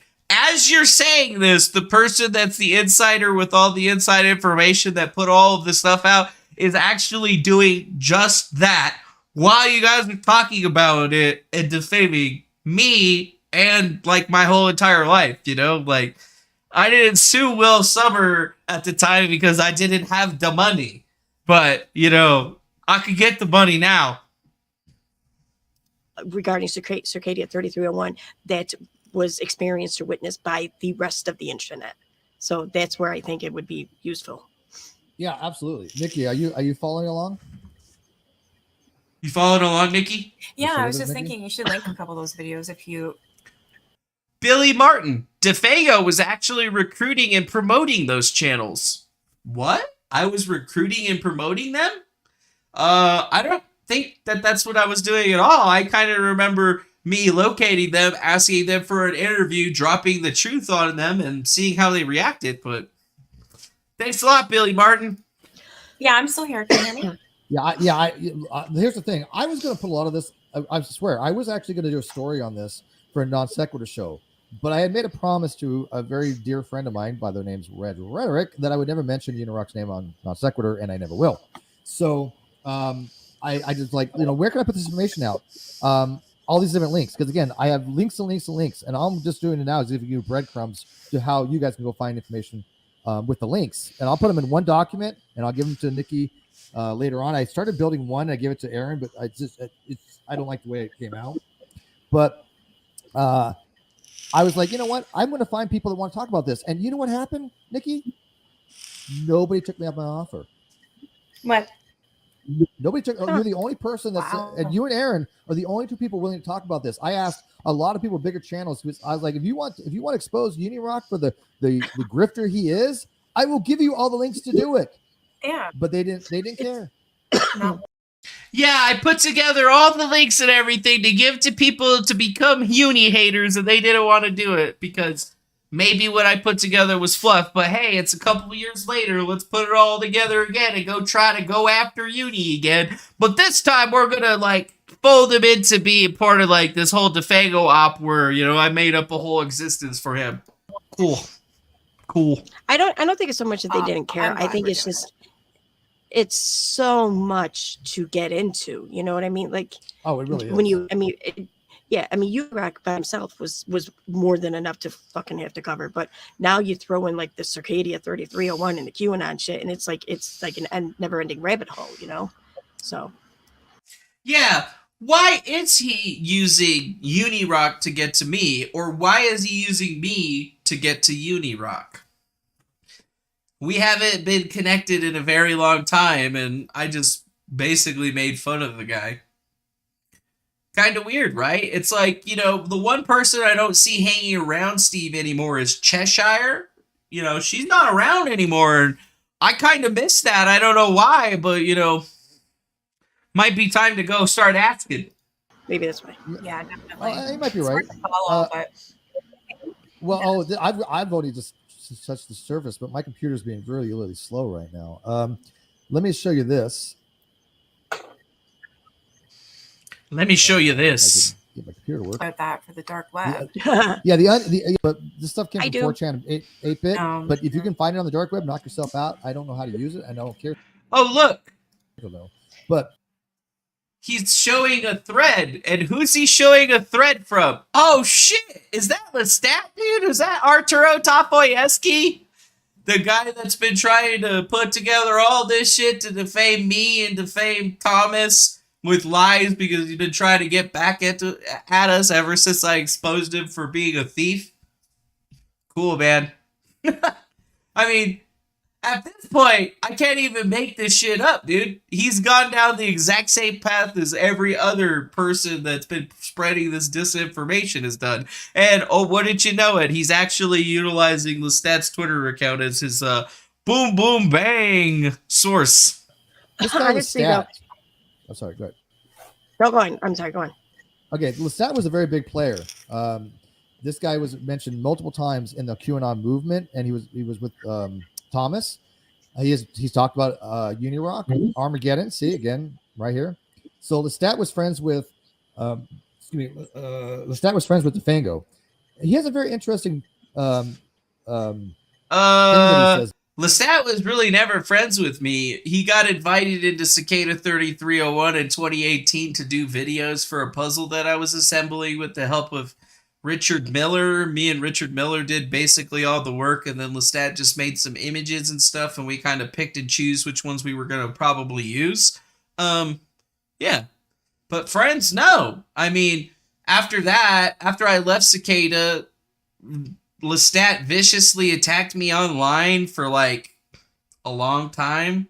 I mean, there's so many fucking pictures and shit of his saying that stuff, and I mean, it's just kind of weird, actually, that he would even say that, because, like, he proclaims that he's been a part of Cicada 3301 since 2016, but we have the emails that show exactly when he was invited to the organization and shit, but that's cool. You know, we also have his, I guess, history of stuff that he said over time. Like, oh, it's well known Tracy Bean's involvement in Q. This is the group conversation between Bean, Schoenberger, and myself. Thomas presented me to her, but he deleted the account he used to present us. But it's obvious. So wait a minute. Lestat was actually the one that was the go-between for Thomas Schoenberger and all of his extra stuff. Not me, actually. And we can see right here, it says May 2019, 2018 is when he was actually first talking to her. So Lestat's actually the only one that was discussing anything about Tracy and anything. And kind of weird, right? Weird. Super weird. I mean, it just makes you wonder. The issue is why, if we are telling you we made Q, we showed the evidence, and the world of people is choosing not to believe it. Is the point is amazing. I prefer to lie over truth. It's the worst thing that is when it makes you think you are awake, but none of you know what awake means. Is that the proof you needed to believe in Q, July 25th, 2018? Oh, when he was still neck deep in working with Thomas Schoenberger after I was fucking gone. And they were all trying to say that they were still involved with Q, they made Q and shit. Damn, son, it's almost like you didn't do your fucking research. Get your facts straight. DeFago contacted Jack, gave false information. I contacted Jack, got things straight, and helped with the investigation. Took no effort to expose him for who he is, a reputation hijacker, and DeFago was never a part of Cicada 3301. Oh, really? I wasn't a part of it?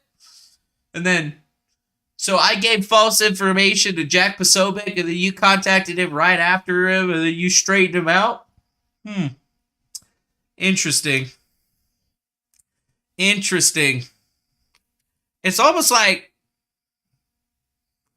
they don't really know what's happening. It's almost like they never really paid attention to anything that should have been done. Wow. Down here. He says, creating your own reality is just a way of compensating for the feeling that your life is out of control, which describes Unirock very well. Because that's what they do. That's what LARPers do. They create their own reality because there's something missing from their own. And they throw out these dissemination, these disinformation things.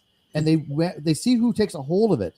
And those are the people they bring into their inner circles, or their discords. And these are the people that give them money. This is what Unirock does. This is what he did in my community. Wow. He did the exact same thing. After he was kicked out of the QAnon community, he was taking credit for things like for QAnon that he did not have anything to do with. He was taking other people's work. He was kicked out of all that shit. Thomas? Guess who he found? Me. Okay. And guess who he found? He was trying to take somebody down, and he found me. Really? Because the way I remember it is that you found him, Steve. But, you know, Sheepish Wolf, this is one of Thomas Schoenberger's sock accounts on Twitter, Unirock TV. You see, I like you, Unirock. I believe you appreciate the truth. Happy to DM you. May 11th, 2018. Which some people believe is actually right around the time that him and Uni and Thomas Schoenberger actually got into contact for the first time. We don't have any evidence that shows that there was any contact prior, other than him maybe posting under like an alt account in his fucking Discord, or I don't know, on Twitter or something. But kind of strange, dude. You know, I even have stuff with the stat. Unirock doesn't worry me, but you are tied into us too much is too recent. I reached out to Jack, and after Unirock dropped me in with stat, I was the one that used the Q thing. Yeah. We actually do pay attention to this stuff quite a bit. Like, oh, there's the $1,500 payment. That's part of the money that was sent to me so I could get to New York and pay for my hotel. Yeah. Kind of weird, actually. So, if you notice too, I have an album here that says Cicada, and most of these pictures are in it. There's 12,246 items to be exact inside that thing that cover everything. And it is the same amount of stuff that was sent to every subpoena and whatever. And I would have willingly just handed it over to Steve so he could have figured it out a little bit better, but I guess it's a lot harder to look into this stuff when things are happening, I guess. The video that you played, Nikki, the video that you played that your computer sucked at, I want people to watch because he talks about his own community, which was in 2017 before I even knew who Unirock was. He had his own little community of disinformation, his own little community of conspiratorial theories relating to all the way from, like I said, ancient aliens. Yeah, that was Unirock. Now he's probably deleted a few of those videos, but the one I found for you is not on his channel, and that was the day that he met officially DeFango, and he got information on Cicada, and that led him to Thomas and the QAnon people. You hear that? Before I even knew who Thomas Schoenberger was, I led Unirock to Thomas Schoenberger. Fucking crazy. He interviewed me in like February for fucking Tegri 137 before there was even any Cicada puzzle going on or anything like that. And I led him to that. Cool. I mean, I thought the guy just wanted to interview me on my Tangri success, but, and then try to get some of his for his own. But, we didn't even know who Thomas Schoenberger was until like April of that year, and he lied to us and said that his name was like John Smith or something, or Joe Billionaire or some shit like that. And yeah, we didn't actually even learn who Thomas Schoenberger really was until we got to DEF CON and we figured all that shit out. Hence why we had to create this whole elaborate ruse thing to basically expose him not once, but fucking twice. So how interesting is that? That's how it all ties together. Jeez. He gets involved with the people that really Bye, Rika. In with people. I had in with a lot of good, amazing people. DeFango had ends with a lot of good, amazing people. I mean, most of my guests have Wikipedia pages, right? So I mean, I have some influential people. DeFango even more so. That dude has some legit people in the higher ups of security agencies. What? I have higher ups in security agencies? What? Wikipedia page. What?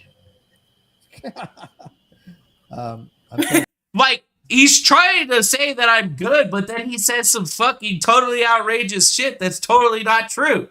So you guys piecemeal this stuff, but I'm trying to do it in a way that makes sense to people. I want one. This is fucking How brutal. do you go about? I know, like, someone has to create it for you. Technically, you're not supposed to do it yourself, whatever. And but so. What do I got to do to get people to want to create one? What have you done? I don't know what you're talking.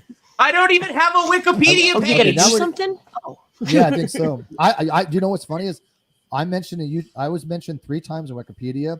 Only 2 are left, but I have 2. My name's in Wikipedia as a citation for somebody, and my non sequitur is mentioned for Trevor Val, who is a paleontologist, who's on the show. Yeah. I will tell you this though. Let me show you guys this real quick. I had a person that I talked to just recently who is a computer guru. They had told me that they had been asked to do an analysis on the Cicada 3301 puzzle years ago. This guy is an expert in these topics. He also has super high security clearance, people still in the government. An actual source, yes. I will tell you who you guys, I may tell you guys, but I'm not going to tell outside, obviously.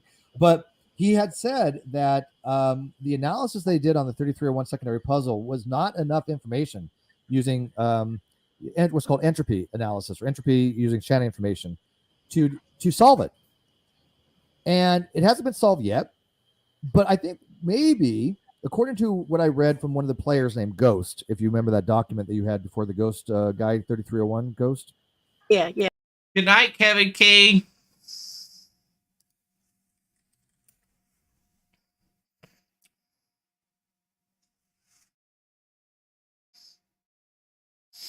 Oh, Unirock tweets, Cheshire tweets, CSV, Louder Love tweets, CSV. Man, I actually did save a lot of stuff up in here, my dudes.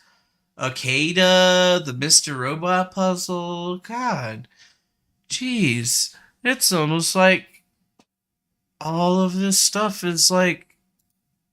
Yeah. He had said in an interview something that really resonated with me. He said the way the puzzle was designed was that out of the 5 or 6 people that designed the puzzle, if one person was no longer with the movement, it couldn't be solved. Every one of them brought a specific piece to that puzzle that their specialty was involved with, that you needed all the key players involved to help solve the puzzle.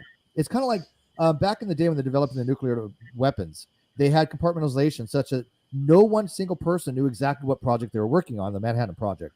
This is where the Q clearance came from. Q clearance actually dealt with nuclear energy, nuclear weapons. That's what QAnon stands for, by the way. Q clearance. And so that makes a lot of sense to me. Yeah, Q comes from Q clearance.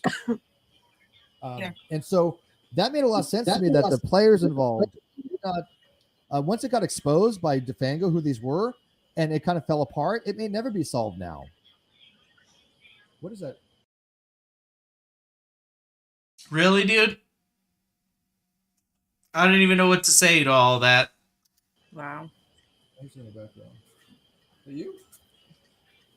Is that okay, me? can you show what I'm showing right here? Because this is of third iteration. I don't even know much about the third iteration. I didn't even try to even get into the third iteration of the Cicada 3301. The second one was complex enough. The first one, there's actually steps of how to solve it. There was a site out there you can go to if you really want to know about the Cicada 3301 of how they solved it and each step they took. There is a site that goes through each and every single step. But I really didn't want to go that much into it. But yes, they show you how it was solved. But the second one may never be solved. Now, this is from Quinn Michaels. Remember the name Quinn Michaels from the document that I showed you? Yes. Okay. This is Quinn Michael. I don't know if this is actually him or somebody using his name, because like I said, supposedly he was kidnapped. But see this where it says Jason Smith? Let me get over there. Yep. I gotta Jason Smith. All right. Oh my God. Why you want this open? Now, again, this is way out there kind of stuff. But you must love the covenant above anyone else, cult type stuff. Yeah. There's a relationship here between that covenant and Quinn Michael. Because in this video here, which is on BitChute, this is the 2015, the contract that was taken from the Portland FBI field office. That's something the FBI actually found. Wow. And this video is on YouTube, talks about the kidnapping of Quinn Michael. Oh my God, this is just so ridiculous. And then, wait, what do we got right here? More disinformation. This is quite hard to see. From Poker and Politics? Yeah. But look at what he explains down here. He says the first group were allegedly, this is the very first group for the 3301 Cicada puzzle. Michael, right. I don't know this one. Admiral Rogers, Thomas Schoenberger, recognize that name, right? Yes. Mm-hmm. FBI Anon 3301 Cicada, Snowden, that was actually Snowden. Steven Seagal, Steven Crowley. Seagal. No, Steven Seagal. I was like, wait, what? Stephen Bannon. Steve Bannon, recognize that name? Steve Bannon? Holy shit. These were the people who were involved supposedly with the very first 3301 Cicada puzzle. They call no, Steve. That's some dumb person on Twitter who is proclaiming that those people were involved with the original Q posting, even though that's completely and 100% wrong. And then people came down and tried to say that it was other people involved in shit. Like, it's just so can I answer all wrong. Girl Brenda's question or whatever? Okay, so all right. Now I'm sure that a lot of people have heard of like 4chan and 8chan or the dark web, obviously, and this an anonymous, okay, or Lulsac. These were all like underground, like just groups of people who just did all kinds. And then to kick it off, Steve would rather believe this random faceless account on Twitter that doesn't have any credibility whatsoever over me. Because apparently I have no fucking credibility whatsoever. So like, I don't know, mischievous things or whatever regarding the internet or pop culture or whatever, and they use the internet more or less. A lot of people they could be considered hackers or whatever, but most of the people who did these things, they weren't like really like damaging things. They weren't into destruction. So, and among these groups, there was a group of people who wanted to. Jesus. So, I guess, since we've been doing this for so long, I'm pretty much fed up, about an hour into it is as far as I want to go. Because it's bad. It's not even just bad, it's like, it's sad. It's really sad, that's what it is. Because he's gotten the real information from a real person who he was literally friends with on Facebook with, and couldn't get any info on this, didn't want to take any time to talk about this. And now I'm a government agent. All the things that I've literally gotten restraining orders against people for saying about me is now coming out of the mouth of Steve, but he's doing it in a way where it's like, oh, well, I'm not like badmouth you, I'm just telling you how it is. And I'm just like, like, that's your opinion, but, it's in actuality, you're just fucking bad-mouthing me and not understanding a very complex story that I've had to explain for the umpteenth time. And I mean, here we are now, literally 3 hours into this, and I mean, I've had to sit down, show shit, put shit together, show you where he's getting his information from, showing you why it's wrong and bad for him to talk about, and then he's like promoting that fucking research paper from Laura Dilley that Lestat had a hand in getting written, and he's saying that it's fucking the Holy Grail about Unirock. Like, this shit doesn't have anything to do with Unirock, because Unirock was doing all of this stuff way before he had showed up in this Q thing. In 2017, he was just making videos and conspiracies, trying to grow his channel. In 2018, he had somebody named Denise Mantel email him saying that she was in contact with QAnon, and that's where he did his big thing where he was trying to say, oh, you're not involved, and I'm going to expose you. And I let him do it. I'll let him do whatever he want to do. And then he made himself look like a fucking fool, and things kind of went forward. And then you guys started saying that, oh, he's involved with fucking Thomas. Or he's this, let's do this. Well, we can show you the day that he actually got involved with Thomas, and we did. And it wasn't in the way that you thought. It was your entire timeline of events, like, way out of whack because it was 2018, not 2017. And I mean, at the end of the day, it's like we're seeing Steve's hate boner for Unirock soar to new heights, so to speak, because he's trying to assemble a new attack squadron to, I guess, because he wants to have beef with another person on the internet. We go to Steve's channel, the last thing that he was having beef with, he makes videos about Katie Joy Paulson. Oh, and they was having a suit or something because they used to be on a show together that failed miserably and horribly because one guy stole all the money. It's just, I can't help but laugh. But I guess I will take this time to say that, you know what, Steve McRae, you have lost the plot.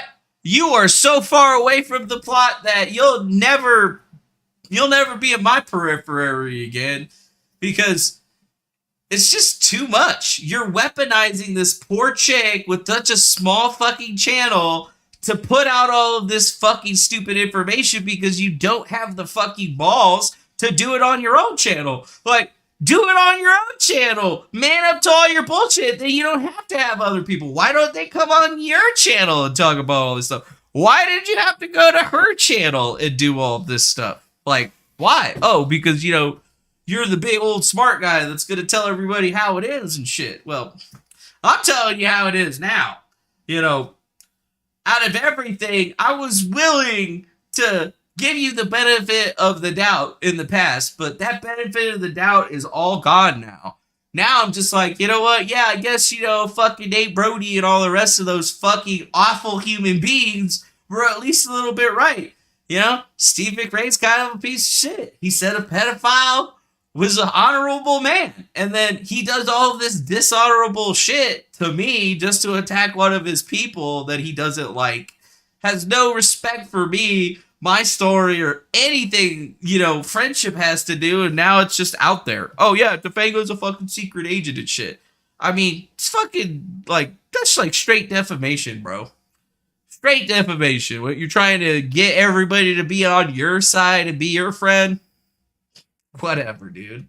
I don't even care about any of this shit anymore. And if any of your little people come over to me and try to talk to me about it, I'm just going to show them this video and be like, sorry, it's 3 hours. Skip the first, half an hour. And then the last 2 hours are me breaking down this bullshit and showing you, actual evidence and, just basically having a better show in every way possible. Because I don't have to fucking buy programs to get this thing done. I don't have problems showing images and stuff. I don't have a problem pulling up my fucking email and searching for something. So it's just disrespect, And you know what? Hey, he wasn't really a good friend in the first place, but, if he even has the audacity to, try to say that it's me creating beef out there, you guys just already fucking know.